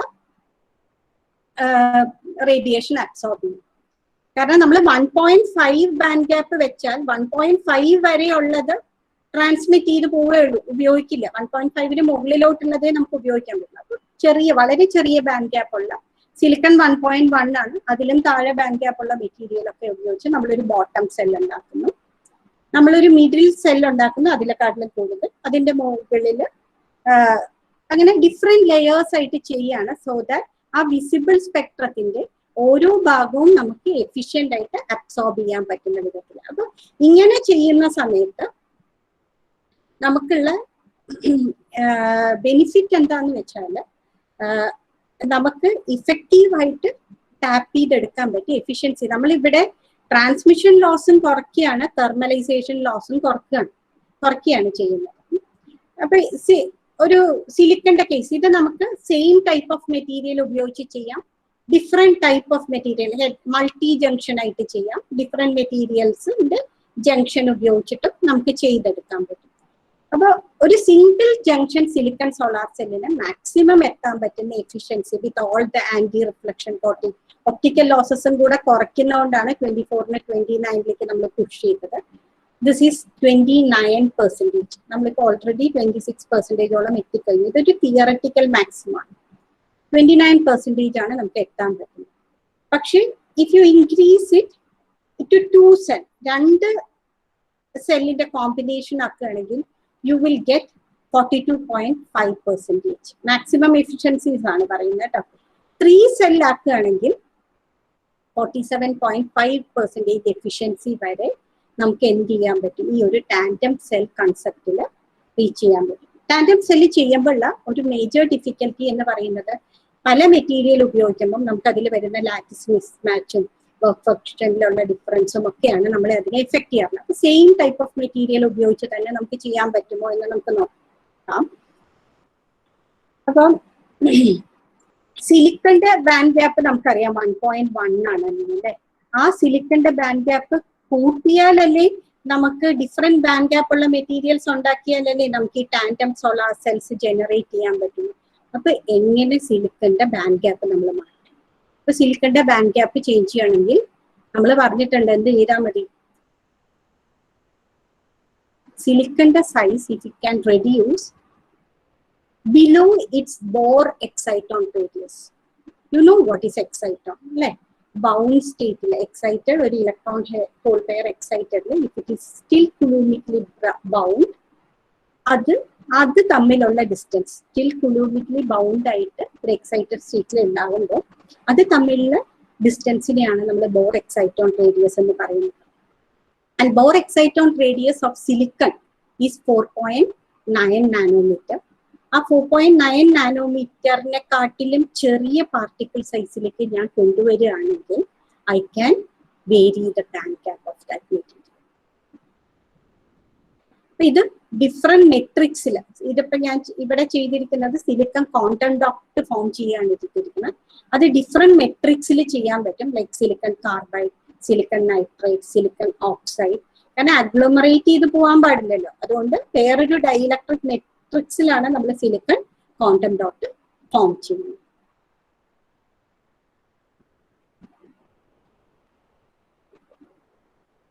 അപ്പൊ യൂഷ്വലി ലോ ബാരിയർ ഹൈറ്റ് എന്ന് പറഞ്ഞാൽ ബാൻഡ് ഗ്യാപ്പ് ഇൻക്രീസ് വളരെ സ്മോൾ ആയിരിക്കും. സിലിക്കൺ കാർബൈഡിൽ ലോ ബാരിയർ ഹൈറ്റ് ആണ്. സിലിക്കൺ ഡയോക്സൈഡിലാണ് ഏറ്റവും കൂടുതൽ ബാൻഡ് ഗ്യാപ്പ് നമുക്ക് ഇൻക്രീസ് ചെയ്യാൻ പറ്റുക. പക്ഷെ ഇവിടെ ബാരിയർ ഹൈറ്റ് കൂടുതലായതുകൊണ്ട് ടണലിംഗ് കറണ്ട് എന്ന് പറയുന്നത് കുറവാണ്. ഇവിടെ നമുക്ക് കറണ്ട് ഫ്ലോയും വേണം അല്ലേ. അപ്പൊ ഇവിടെ സിലിക്കൺ നൈട്രൈഡ് മെട്രിക്സ് ആണ് ഞങ്ങൾ ചൂസ് ചെയ്തത്. അപ്പോൾ ഇങ്ങനെ ഒരു സോളാർ സെൽ കൺസെപ്റ്റ്സിലാണ് അത് ഡെവലപ്പ് ചെയ്തത്. അതിനുവേണ്ടി സിലിക്കൺ ക്വാണ്ടം ഡോട്ട്സ് ഡെവലപ്പ് ചെയ്തു. It was done using hot wire CVD technique. Chemical vapour deposition തന്നെയാണ് using hot wire. Chemically vapour കൊടുത്തിട്ട് അത് റിയാക്ട് ചെയ്ത് ഫോം ചെയ്യുന്നതാണ് കെമിക്കൽ വേപ്പർ ഡെപ്പോസിഷൻ എന്ന് പറയുന്നത്. അതിന്റെ എക്സ്പെരിമെന്റൽ സെറ്റപ്പ് ആണ് ഈ കാണിച്ചിരിക്കുന്നത്. And you get the quantum dots. This actually shows the quantum dots, which idoru 10 nanometer size ആണ്. ഇതിലെ dots എന്ന് പറയുന്നത് they are very small in size and the band gap increased to 2.52 electron volt വരെ increase ചെയ്യാൻ അവിടെ band silicon quantum dots ചെയ്തിട്ട് you could increase it to 2.52 electron volt. പിന്നെ നമുക്ക് നാനോ പാർട്ടിക്കിൾസ് ഉപയോഗിച്ചിട്ട് you can have actually light scattering of the metal nanoparticles ഉപയോഗിക്കാം. Light concentration, these are known as surface plasmon. You can concentrate light using these plasmonic nanoparticles. You can have light trapping using nanostructures which are known as plasmonic structures. അപ്പോൾ can be concentrator എന്ന് പറഞ്ഞാൽ നമുക്ക് physical concentrators ഉപയോഗിച്ച് കഴിയുമ്പം light വളരെ അതിൻ്റെ ഉള്ളിലെ temperature വളരെ ഇൻക്രീസ്ഡ് ആവും. അപ്പൊ ആ ടെമ്പറേച്ചർ ഇൻക്രീസ് ഇല്ലാതെ നമുക്ക് ചെയ്യണമെങ്കിൽ നമുക്ക് ചെയ്യാൻ പറ്റുന്ന ഒരു കാര്യം എന്ന് പറയുന്നത് ആണ് ഈ plasmonic nano particle. It's a very old paper dating back to 1983, how a particle can absorb more light on it. This is the Poynting energy flux diagram. You can see that when the nanoparticle is off resonance and on resonance it will act as antennas over the അപ്പൊ ഇത് ഉപയോഗിച്ചിട്ട് നമ്മൾ ഈ nano പാർട്ടിക്കിളുടെ resonance, metal nano പാർട്ടിക്കിളുടെ ഈ resonance phenomena നമ്മൾ കുറെ ആപ്ലിക്കേഷൻസിന് ഉപയോഗിക്കാറുണ്ട്. Solar സെൽസിലും ഇത് ഉപയോഗിച്ചാൽ അത് ശരിക്കും ചെറിയ ആന്റിനാസ് പോലെ ആക്ട് ചെയ്യും. അവിടെ അത് എന്നിട്ട് ഈ കൂടുതൽ എനർജീനെ ലൈറ്റിനെ പോയിന്റ് ചെയ്ത് ആ ആക്റ്റീവ് മെറ്റീരിയലിലേക്ക് വിടുകയാണ് ചെയ്യുന്നത്. അപ്പം വൈ യു നീഡ് ഇറ്റ് എന്ന് പറയുന്നത് യൂഷ്വലി തിക്ക് അബ്സോർപ്ഷൻ ലെയേഴ്സ് വേണം ലൈറ്റ് മുഴുവൻ അബ്സോർബ് ചെയ്യണമെങ്കിൽ. അങ്ങനെ തിക്കായി കഴിയുമ്പോൾ അതിന്റെ recombination losses are quite high. Thinner സെൽസിൽ അബ്സോർപ്ഷൻ കംപ്ലീറ്റ് ആയിരിക്കില്ല. അപ്പൊ ഈ എല്ലാ കേസിലും you can use plasmonic. Surface plasmon എന്ന് പറയുന്നത് plasmons are quasi particle resulting from quantisation of plasma oscillation. Plasma ഓസിലേഷന്റെ ക്വാണ്ടൈസേഷൻ ആണ്. It's a density wave in electron gas. It is very analogous to the sound wave, which density of wave gas consisting of molecules ആണ് നമ്മൾ അവിടെ sound വേവ്സിന്റെ കേസിൽ. ഇത് density wave of electron gas. ശരിക്കും പറഞ്ഞാൽ നിങ്ങൾ ഇലക്ട്രോൺ മോഡലിൽ നമ്മൾ പഠിച്ച പോലെ ജെല്ലി മൂവ്മെന്റ്, അതിന്റെ ആ റെസണൻസ് മൂവ്മെന്റ് ആണ് നമ്മൾ ഉപയോഗിക്കുന്നത്. ആ ഫ്രീ ഇലക്ട്രോൺ ഗ്യാസ് ഉണ്ടല്ലോ മെറ്റലിന്റെ സർഫസിൽ, അതാണ് നമ്മൾ അതിന്റെ റെസണൻസ് ആണ് നമ്മൾ ഇവിടെ യൂസ് ചെയ്യുന്നത്. When this surface plasmon comes in contact with electric field or electromagnetic radiation, ഒരു collective electron motion ഉണ്ടാവും. Surface plasmon plus polariton will give surface plasmon polariton. ഇങ്ങനെ ഒരു സ്ട്രക്ചറിലാണെങ്കിൽ അതിങ്ങനെ ഗൈഡഡ് ആയിട്ടാണ് പോവുക. ഒരു പോയിന്റിലാണെങ്കിൽ you will get localised surface plasmon resonance ആണ്.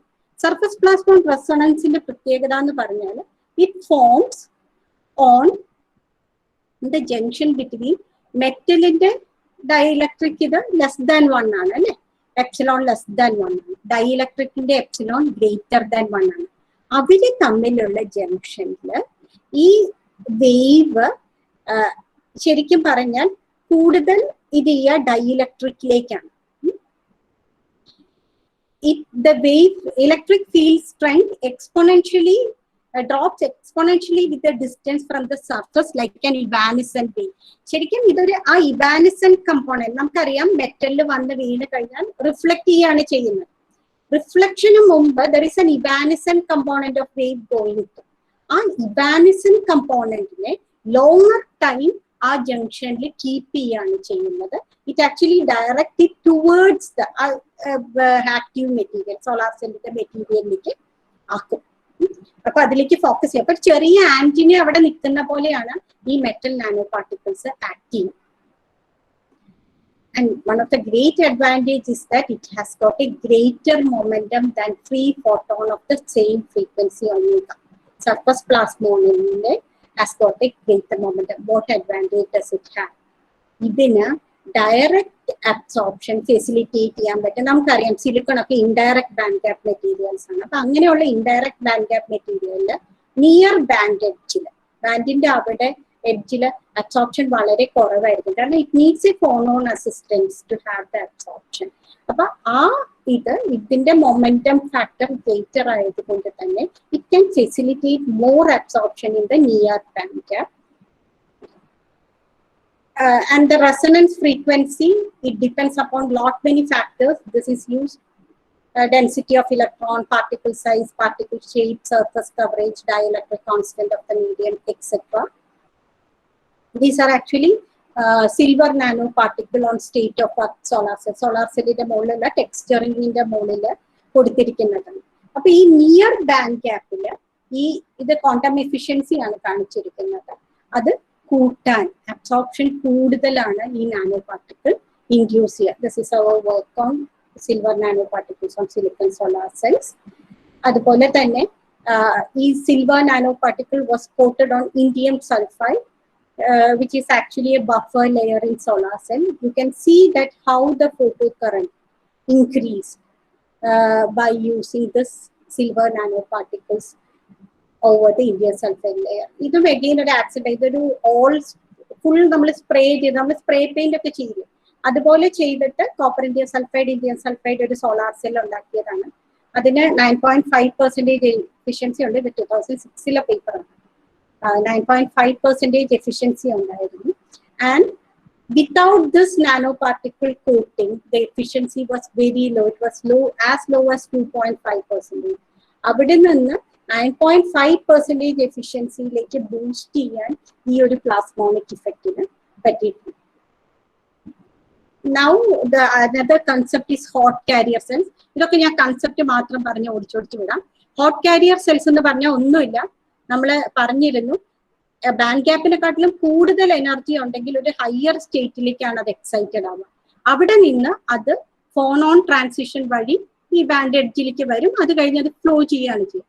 ഈ എനർജീനെ നമുക്ക് ഉപയോഗിക്കാൻ പറ്റുമോ എന്നതാണ് ഹോട്ട് കാരിയർ സെൽസിൽ നമ്മൾ ചെയ്യുന്നത്. ഈ എനർജി ആ ഫോണോൺ ആയിട്ട് ഡീക്കേ ചെയ്ത് പോവാതെ അതിനെ നമുക്ക് ആ എനർജി ഉപയോഗിച്ച് ഒരു ട്രാൻസിഷൻ കൂടെ നടത്താൻ പറ്റുമോ എന്നതാണ്. അതപ്പോ നമുക്ക് ചെയ്യാൻ പറ്റുന്ന ഒന്നെങ്കിൽ അതൊരു ഇന്റർ ബാൻഡ് കൊണ്ടുവരാം, മൾട്ടിപ്പിൾ ബാൻഡ് കൊണ്ടുവരാം, അല്ലെങ്കിൽ നമുക്ക് ക്വാണ്ടം വെൽ സ്ട്രക്ചേഴ്സ് കൊണ്ടുവരാം. അപ്പൊ ക്വാണ്ടം വെൽ സ്ട്രക്ചർ വഴി ഈ ഹോട്ട് കാരി, ഇതെല്ലാം ജസ്റ്റ് കൺസെപ്റ്റ്സ് ആയിരുന്നു 2000 ഈ സാധനം പ്രപ്പോസ് ചെയ്യുന്ന സമയത്ത്.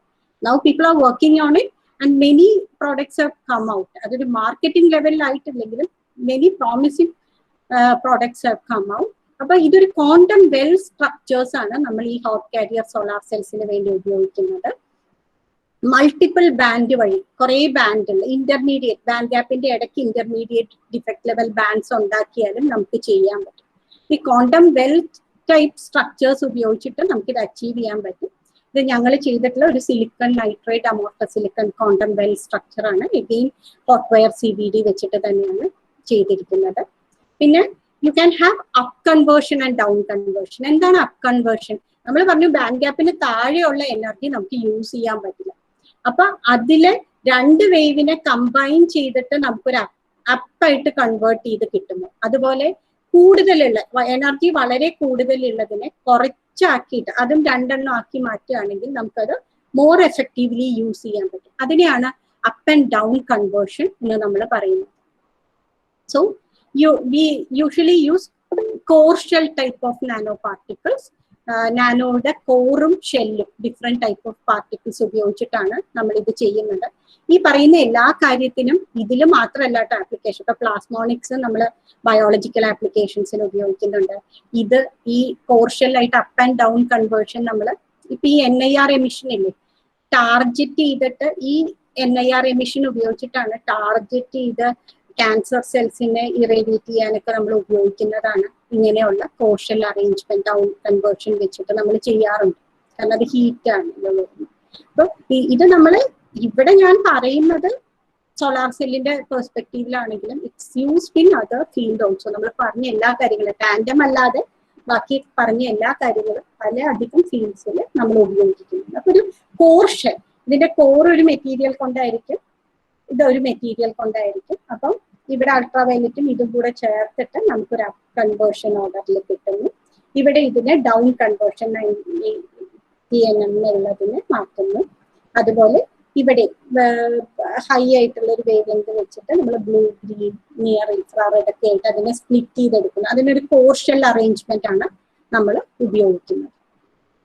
ഇത് ട്രാൻസ്പെറന്റ് ഇലക്ട്രോഡ്സ് ആണ്. യൂഷ്വലി ഒരു സോളാർ സെല്ലിന്റെ മുകളിൽ നിങ്ങൾ നോക്കിക്കഴിഞ്ഞാൽ ഇങ്ങനെയുള്ള സിൽവർ ഇലക്ട്രോഡ്സ് ആണ്. അപ്പൊ സിൽവർ ഇലക്ട്രോഡ്സിന്റെ ഇരിക്കുന്ന അത്രയും സ്ഥലത്ത് ഷാഡോയിങ് ആണ്. അപ്പൊ ആ ഷാഡോ ഉള്ള പാർട്ടിൽ ജനറേഷൻ വളരെ കുറവാണ്. അതുപോലെ തിൻ ഫിലിമിന്റെ ഒക്കെ കേസിൽ നമുക്ക് ട്രാൻസ്പെറന്റ് ആയിട്ടുള്ള ഇലക്ട്രോഡ്സ് വേണം. കാരണം ആ ഗ്ലാസ് ഒക്കെ അല്ലെങ്കിൽ പ്ലാസ്റ്റിക്, ഇതിപ്പോ ഒരു പ്ലാസ്റ്റിക് സബ്സ്ട്രേറ്റിലാണ് നമ്മൾ സോളാർ സെൽ ക്രിയേറ്റ് ചെയ്യുന്നതെങ്കിൽ അതിന്റെ മുകളിൽ കളക്ട് ചെയ്യാൻ വേണ്ടിയിട്ട് ഒരു ഇലക്ട്രോഡ് വേണം അല്ലേ, അത് ട്രാൻസ്പെറന്റ് ആയിരിക്കണം. ഇത് കാർബൺ നാനോ ട്യൂബ് ഒക്കെ വെച്ചിട്ടുള്ള ഗ്രാഫീൻ ഒക്കെ ഉപയോഗിച്ചിട്ടുള്ള ട്രാൻസ്പെറന്റ് ആയിട്ടുള്ള ഇലക്ട്രോഡ്സ് ആണ് ഈ കാണിച്ചിരിക്കുന്നത്. ഇനി ആക്റ്റീവ് മെറ്റീരിയൽ തന്നെ ഇപ്പൊ നമ്മൾ നാനോ ഉപയോഗിച്ച് ചെയ്യുന്ന, ഇനി ആക്റ്റീവ് മെറ്റീരിയൽ നാനോ ആയിട്ട് നമുക്ക് ചെയ്യാൻ പറ്റും. ലൈക്ക് നാനോ റോഡ്സ് ചെയ്യാം. ഇത് titanium nano particle dispersed in copper sulphide ആണ്. അതുപോലെ കോർഷ്യൽ അറേഞ്ച്മെന്റ്, ഇതൊരു സോളാർ സെല്ലിന്റെ ഇതായിട്ട്. അപ്പൊ ഇതെല്ലാ സൈഡിൽ നിന്നുള്ള സോളാർ സെല്ലിന് ഇതിന് അബ്സോർബ് ചെയ്യാൻ പറ്റും. അപ്പൊ ഇങ്ങനെ നമുക്കൊരു ആക്റ്റീവ് ലെയർ ആയിട്ട് ചെയ്യാൻ പറ്റും. ഇനി സോളാർ സെൽ എന്ന് ഓർക്കുമ്പോഴേ ഇങ്ങനെ ആ വലിയ ഡാർക്ക് ബ്ലൂ, നേവി ബ്ലൂ കളറിലുള്ള പാനൽ മാത്രമേ ഉള്ളൂ എന്ന് വിചാരിക്കേണ്ട. You have building integrated photovoltaic also. ഇതൊരു സോളാർ സെല്ലാണ്. Which can be building integrated photovoltaics എന്ന് പറഞ്ഞാൽ റൂഫായിട്ടോ അല്ലെങ്കിൽ നമ്മുടെ വിൻഡോസ് ആയിട്ടും സോളാർ വിൻഡോസും ഒക്കെ ആയിട്ട് ഉപയോഗിക്കാൻ പറ്റുന്നതാണ്. ഇതിലുമെല്ലാം നമ്മൾ നാനോ പാർട്ടിക്കിൾസ് ഉപയോഗിച്ചിട്ട് ആ ബാൻഡ് ഗ്യാപ്പ് ട്യൂൺ ചെയ്തിട്ടൊക്കെയാണ് ആ ട്രാൻസ്പെറൻസി കൂടുതൽ എത്തുന്നത്. ഇപ്പൊ ഈ ഒരു കൺസ്ട്രക്ഷൻ നോക്കുകയാണെങ്കിൽ ഇതിൽ സിൽവർ നാനോ വയേഴ്സ് ഉപയോഗിച്ചിട്ടാണ് അവർ കളക്ഷൻ നടത്തുന്നത്. These are different building integrated photovoltaics. If you look, ഈ ഇവിടെ നമ്മൾ കാണിച്ചിരിക്കുന്ന ബിൽഡിംഗ് ഇന്റഗ്രേറ്റഡ് ഫോട്ടോവോൾട്ടേക്കിന്റെ റെഫറൻസുകളാണ്. ഇതിൽ പലതിലും നോക്കിയാൽ നിങ്ങൾക്ക് ക്വാണ്ടം ഡോട്ട്സ് കാണാം. Silicon quantum dot, zinc sulphate quantum dot ഒക്കെ ഉപയോഗിച്ചിട്ടാണ്. Another thing is a self cleaning glass. Self cleaning glass എന്ന് പറയുന്നത് ഫോട്ടോവോൾട്ടേക്സിന്റെ ഒരു മേജർ ഡിസഡ്വാൻറ്റേജ് എന്ന് പറയുന്നത് നമ്മൾ റൂഫ് ടോപ്പിൽ വെച്ചിട്ട് അത് ബേർഡ് ഡോപ്പിങ്സോ അല്ലെങ്കിൽ പൊടി ഡസ്റ്റ് സ്റ്റോൺസ് ഒക്കെ ഉള്ള സ്ഥലത്ത് അത് കവേർഡ് ആയി കഴിഞ്ഞാൽ പിന്നെ അത് യൂസ്ലെസ് ആണ്. You need to clean it. Even on your roof tops you are advised to clean it occasionally. അപ്പൊ അത് ക്ലീനിങ് ഒരു ബുദ്ധിമുട്ടാണ് അല്ലേ. കാരണം യൂഷ്വലി നമ്മൾ റൂഫ് ടോപ്സിലൊക്കെ കയറി ഒരു സാധനം കഴുകി വൃത്തിയാക്കാൻ പറഞ്ഞാൽ ഇറ്റ്സ് നോട്ട് വെരി ഈസി. അല്ലെങ്കിൽ ലാർജ് ഫാംസിൽ, സോളാർ ഫാംസ് എന്ന് പറഞ്ഞാൽ ഏക്കർ കണക്കുള്ള സാധനം മുഴുവൻ കഴുകി വൃത്തിയാക്കാൻ പറഞ്ഞാൽ it's not very easy. So you are using anti-dust coating film on the solar cell glasses. അപ്പൊ ഇത് ഒരു എക്സ്പെരിമെന്റിൽ ഇതിൽ വെച്ചിരിക്കുന്നതാണ്. ഇത് സെൽഫ് ക്ലീനിങ് കോട്ട് ചെയ്തിട്ടുള്ള ഗ്ലാസും ഇതല്ലാത്ത ഗ്ലാസും സോളാർ സ്റ്റോം ഉള്ള സാൻഡ് സ്റ്റോം ഉള്ള സ്ഥലങ്ങളിൽ എക്സിബിറ്റ് ചെയ്തിട്ട് അതിന്റെ റിസൾട്ട് ആണ് ഈ കാണിച്ചിരിക്കുന്നത്. നമുക്ക് ഇത്രയും വൃത്തികേടാവില്ല, കാരണം നമുക്ക് ഇടയ്ക്കിടയ്ക്ക് മഴ കിട്ടുന്നതുകൊണ്ട് നമ്മുടെ സോളാർ പാനൽസ് ഇത്രയും ഇതിലാവില്ല. പക്ഷെ സ്റ്റിൽ നമുക്ക് ബേർഡ് ഡോപ്പിങ്സ് ഒക്കെ വരാറുണ്ട്. അപ്പം ട്രാൻസ്പെറന്റ് ആയിട്ടുള്ള ടൈറ്റാനിയം ഡയോക്സൈഡിന്റെ സെൽഫ് ക്ലീനിങ് ആയിട്ടുള്ള ഗ്ലാസസ് നമുക്ക് ഉപയോഗിക്കാൻ പറ്റും. ഇത് പെറോസ്കേറ്റ് സോളാർ സെൽ എന്ന് പറയുന്നത് തേർഡ് ജനറേഷനിലെ ഡൈസെൻസിറ്റൈസ്ഡ് പോലെ തന്നെ ഉള്ളതാണ്. ഇത് ഞാൻ മെൻഷൻ ചെയ്യാനുള്ള കാര്യം, ഇപ്പൊ ഏറ്റവും കൂടുതൽ അറ്റൻഷൻ കിട്ടുന്നത് പെറോസ്കേറ്റ് സോളാർ സെൽസിലാണ്. പെറോസ്കേറ്റ് എന്നുള്ള പേര് അതിന്റെ സ്ട്രക്ചർ കൊണ്ട് വന്നിരിക്കുന്നതാണ്. പെറോസ്കൈറ്റിന്റെ സ്ട്രക്ചറിലാണ് അത് എക്സിബിറ്റ് ചെയ്യുന്നത് എന്നുള്ളതാണ്. അപ്പം ഈ പെറോസ്കേറ്റ് സോളാർ സെൽസിലും അഡ്വാൻസ്ഡ് എഫിഷ്യൻസി പറഞ്ഞിരിക്കുന്നത് എല്ലാം തന്നെ ഐദർ ഗ്രാഫീൻ അല്ലെങ്കിൽ ഗ്രാഫീൻ മെറ്റൽ കൊടുത്തിട്ടുള്ള ഇലക്ട്രോഡ്സ്, ആക്റ്റീവ് ലെയറില് നാനോ വയേഴ്സും നാനോ ട്യൂബ്സും ഒക്കെ കൊടുത്തിട്ടുള്ള കേസുകൾ, ബോട്ടം ഇത് ഇങ്ങനെ hybrid metal oxide plasmonic structures കൊടുത്തിട്ട് അങ്ങനെയൊക്കെയാണ് പെറോസ്കേറ്റ് സോളാർ സെൽസിന്റെയും എഫിഷ്യൻസി ഇംപ്രൂവ്മെന്റ് വന്നിരിക്കുന്നത്. Here also we actually mimic nature. ഇത് മോത്തിന്റെ ഐ ആണ് അല്ലെ. ഇത് ഇങ്ങനെയുള്ള സ്ട്രക്ചർ ഉപയോഗിച്ചിട്ട് ലൈറ്റ് കോൺസെൻട്രേറ്റ് ചെയ്ത് സോളാർ സെൽ വർക്ക് ചെയ്യാൻ നമ്മൾ ചെയ്യാറുണ്ട്. ബട്ടർഫ്ലൈ വിങ്സിലുള്ള സ്ട്രക്ചർ പോലെ ഇതിപ്പോ അതുപോലത്തെ ഒരു സ്ട്രക്ചർ ആണ്. ഇവിടെ ഇത് നോക്കിയാൽ ഇതൊരു സിലിക്കൺ ആണ്, ഒരു സാധാരണയുള്ള സിലിക്കന്റെ വേഫർ ആണ്. ഇത് അങ്ങനെ സ്ട്രക്ചർ ഉള്ള സിലിക്കന്റെ വേഫർ ആണ്. അബ്സോർപ്ഷൻ ഇത് റിഫ്ലക്റ്റിംഗ് ആണ് അല്ലെ, പാർഷ്യലി റിഫ്ലക്റ്റിംഗ് ആയിട്ടാണ്. ഇത് റിഫ്ലക്ഷൻ ആണ് ഈ കാണുന്നത്. ഇതൊരു grey colour, metallic grey colour ആയിരിക്കും. ആ റിഫ്ലക്ഷൻ ഒന്നും ഇല്ലാതെ മാക്സിമം അബ്സോർബ് ചെയ്യുന്ന കേസാണ് നമുക്ക് ഇവിടെ കിട്ടുന്നത്. ഇങ്ങനത്തെ സ്ട്രക്ചേഴ്സ്, നാനോ സ്ട്രക്ചേഴ്സ് കൊടുത്തു കഴിയുമ്പോൾ കിട്ടുന്നത്. ഈവൻ നമ്മൾ ഫോട്ടോസിന്തസിസ് പോലും മിമിക് ചെയ്യാൻ ശ്രമിച്ചിട്ടുണ്ട്. It's A recent result from MIT lab. ഇതിന്റെ എഫിഷ്യൻസി ഒക്കെ 1 താഴെയാണ് കേട്ടോ. പക്ഷെ ഇങ്ങനെ സിങ്ക് ഓക്സൈഡ് നാനോ വയേഴ്സും അതിൻ്റെ അടിയിൽ ആക്റ്റീവ് മെറ്റീരിയൽ ആയിട്ട് ഗ്രാസിൽ നിന്നെടുത്ത എക്സ്ട്രാക്റ്റും കൊടുത്തിട്ട് they could actually develop a solar cell. And to discuss, നമുക്ക് ഇനിയും ഒത്തിരി കാര്യങ്ങൾ, ഇപ്പൊ നാനോയുടെ ആപ്ലിക്കേഷൻ സോളാർ സെല്ലിൽ തന്നെ പറയണമെങ്കിൽ നമുക്ക് ദിവസങ്ങളും മാസങ്ങളും ഒരു കോഴ്സ് തന്നെ റൺ ചെയ്യാൻ മാത്രം പറയാം. There are many applications, there is plenty of room at the bottom. നിങ്ങൾക്ക് എല്ലാവർക്കും അത് റിസർച്ച് നടത്താനും കുറേ കാര്യങ്ങൾ ഇൻട്രസ്റ്റിംഗ് ആയിട്ടുള്ളത് ഇനിയും കണ്ടുപിടിക്കാനുണ്ട്. അപ്പൊ നമ്മുടെ കമ്മിങ് ജനറേഷൻ അതിലേക്ക് കോൺട്രിബ്യൂട്ട് ചെയ്യട്ടെ എന്ന് ആശംസിക്കുന്നു. So thank you for your attention. ഞാൻ 1 മണിയാവുമ്പോൾ തീർക്കണം എന്നുള്ള ടാർഗറ്റിലാണ് ലാസ്റ്റ് കുറച്ച് സ്ലൈഡ്സ് കുറച്ച് ഫാസ്റ്റ് ആക്കി വിട്ടത്. എന്തെങ്കിലും ഡൗട്ട്സ് ഉണ്ടെങ്കിൽ നമുക്ക് ക്ലിയർ ചെയ്യാം. Ma'am, what does it mean by nano capsules and applications and time scale to market launch? Can you repeat the question once more? Ma'am, what does it mean by nano capsule? Its general application and time scale to launch into the market. I hope you are discussing about the biological application. Nano capsules in the targeted drug delivery അല്ലേ ഉദ്ദേശിക്കുന്നത്? Yes, miss. Yeah. Actually, ഞാൻ biological person അല്ല, but I will share the knowledge what I have. The major concern, even now we are using medicines as nano capsules.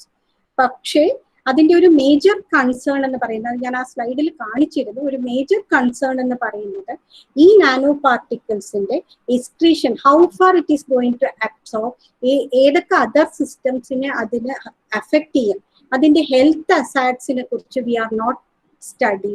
അതുകൊണ്ട് അതിന് എന്തെങ്കിലും health അസാഡ്സ് ഉണ്ടോ? കാരണം ഒരു മാക്രോ മോളിക്യൂൾ പോലെയല്ല, മാക്രോ മോളിക്യൂൾ ഈസിലി നമ്മുടെ എക്സ്ക്രീഷൻ സിസ്റ്റത്തിൽ കൂടെ പോരും. പക്ഷെ ഈ നാനോ മോളിക്യൂൾസ് അതല്ലാതെ അബ്സോർബ്ഡ് ആവാനുള്ള പോസിബിലിറ്റി ഉണ്ട്. അപ്പോൾ ഇതിന്റെ അഡ്വാൻറ്റേജ് എന്ന് പറയുന്നത് ഇതാണ്, നമ്മൾ നേരത്തെ ഒരു 1 gram ഗുളിക 1 mg ഗുളിക കഴിച്ചിരുന്നെങ്കിൽ ഇപ്പൊ നമുക്ക് എന്ത് മതി, ശരിക്കും നമുക്ക് അതിന്റെ ആവശ്യം ഒരു 1 നാനോഗ്രാമേ ആവശ്യമുള്ളൂ. അതിന് വേണ്ടിയിട്ടായിരിക്കും നമ്മൾ ആ 1 mg ഗുളിക കഴിക്കുന്നത്. അല്ലെങ്കിൽ 1 mg ആവശ്യമുള്ള സ്ഥലത്താണ് നമ്മൾ 650 mg പാരസെറ്റമോളും 500 mg പാരസെറ്റമോളും ഒക്കെ കഴിക്കുന്നത്. അപ്പൊ ബാക്കി മുഴുവൻ ഡി ആണ്. അപ്പൊ ഇവിടെ നമുക്ക് അതിന് പകരം നാനോ ക്യാപ്സ്യൂൾസിന്റെ 2 അഡ്വാൻറ്റേജ് ആണ്. വളരെ ചെറിയ ക്വാണ്ടിറ്റി ചെയ്യാൻ പറ്റും. രണ്ടാമത്തത്, ഈ ക്യാപ്സ്യൂൾസിന്റെ സർഫസ് നമ്മൾ ഡിസൈൻ ചെയ്തിട്ട് ആ പെർട്ടിക്കുലർ കണ്ടീഷനിൽ എത്തുമ്പോൾ മാത്രമേ അത് റിലീസ് ചെയ്യുള്ളൂ. അതിന് പറ്റിയിട്ടുള്ള അറ്റ്മോസ്ഫിയർ എന്ന് പറഞ്ഞാൽ നമുക്ക് എവിടെയാണോ അതിനെ ഡ്രോപ്പ് ചെയ്യേണ്ടത്, അപ്പൊ ആ കണ്ടീഷനിൽ അവിടെയുള്ള pH വാല്യൂയും അവിടുത്തെ കണ്ടീഷൻസും അനുസരിച്ചിട്ട് അതിന്റെ ഔട്ടർ കവർ ഡിസോൾവ് ചെയ്ത് ഔട്ട് ചെയ്യുന്നത് പോലെയാണ് നാനോ ക്യാപ്സ്യൂൾസ് ഡിസൈൻ ചെയ്തിട്ടുള്ളത്. അപ്പൊ അങ്ങനെ നമുക്ക് ടാർഗറ്റ് ചെയ്ത് കൊടുക്കാൻ പറ്റും. That's advantage. It's still in market. ഇപ്പൊ തന്നെ മാർക്കറ്റിൽ ഇങ്ങനത്തെ സാധനം അവൈലബിൾ ആണ്. പക്ഷെ അതിന്റെ ഒരു എക്സ്റ്റെൻസീവ് യൂസ് നമ്മൾ കാണാത്തത്, ഇതിൽ നമ്മൾ യൂസ് ചെയ്യുന്ന പല മെറ്റീരിയലിന്റെയും നാനോ ഫോംസിൽ അത് നമ്മുടെ ബോഡി എങ്ങനെ അതിനോട് റിയാക്ട് ചെയ്യും, എത്ര അതിന്റെ ബൈ പ്രോഡക്ട്സ് വൺസ് ആ പെർട്ടിക്കുലർ പർപ്പസ് കഴിഞ്ഞാൽ ബാക്കിയുള്ള സാധനം എങ്ങനെയാണ് അവിടെ ആക്ട് ചെയ്യുക. കാരണം അതൊരു എക്സ്ക്രീഷൻ സിസ്റ്റത്തിൽ കൂടെ പോവില്ല, കാരണം നാനോ ആയതുകൊണ്ട് അബ്സോർബ് ചെയ്യണം. അപ്പൊ ആ ഒരു ഹെൽത്ത് അസാഡ്സിന്റെ ഇത് കൊണ്ടാണ് പലപ്പോഴും നമ്മൾ വിചാരിക്കുന്ന അത്ര എക്സ്റ്റെൻസീവ് ആയിട്ട് അതിന്റെ യൂസ് വരാത്തത്. ശരിക്കും എനിക്ക് തോന്നുന്നു ജീൻ തെറാപ്പിയും അതുപോലെ ഈ നാനോ റോബോട്ടിക് യൂസും ഒക്കെയാണ് കുറച്ചും കൂടെ ആക്റ്റീവായിട്ട് ഇപ്പൊ നടക്കുന്നത്. Thank you, miss. Merin, it was a very wonderful presentation. Thank you. Yeah, you started from the basics and reached very high to the latest ideas of research, and you did it in a very lucid manner. So it was very wonderful. Thank you so much. It was a pleasure listening to you.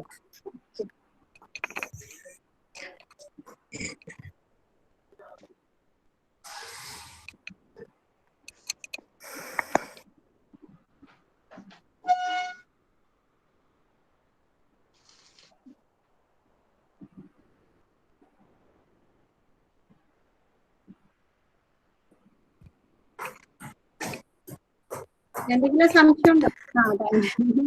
Yeah, Marin, it was nice. Thank you, thank you. Very nice. Yeah, actually, really nice. Thank you. Thank you.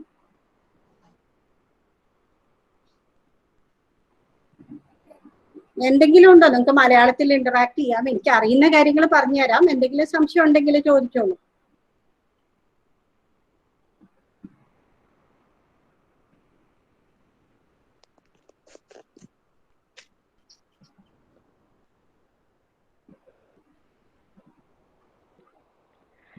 Ma'am, Yeah. good afternoon everyone to the one and all present here. Respected and our most distinguished chief guest, Dr. Meryl Matthew ma'am, our beloved HOD Vidya ma'am, honorable teachers and my dear friends. I deem it a great honor to propose the vote of thanks to all who have helped us in making this webinar such a resounding success. First of all, I would like to propose a hearty vote of thanks to our chief guest, Dr. Meryl Matthew ma'am, for gracing today's webinar. Thank you, ma'am, for your very interesting and thought-provoking address. I would also like to thank our beloved HOD, Vidya ma'am, for her moral support and guidance. I'm happy to express vote of thanks to our teachers who have made this webinar a grand success.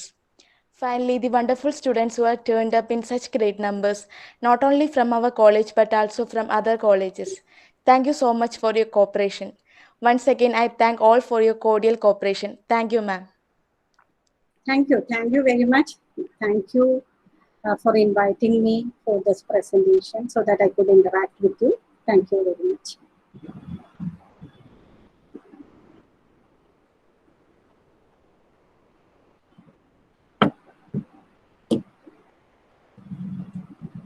Can I leave?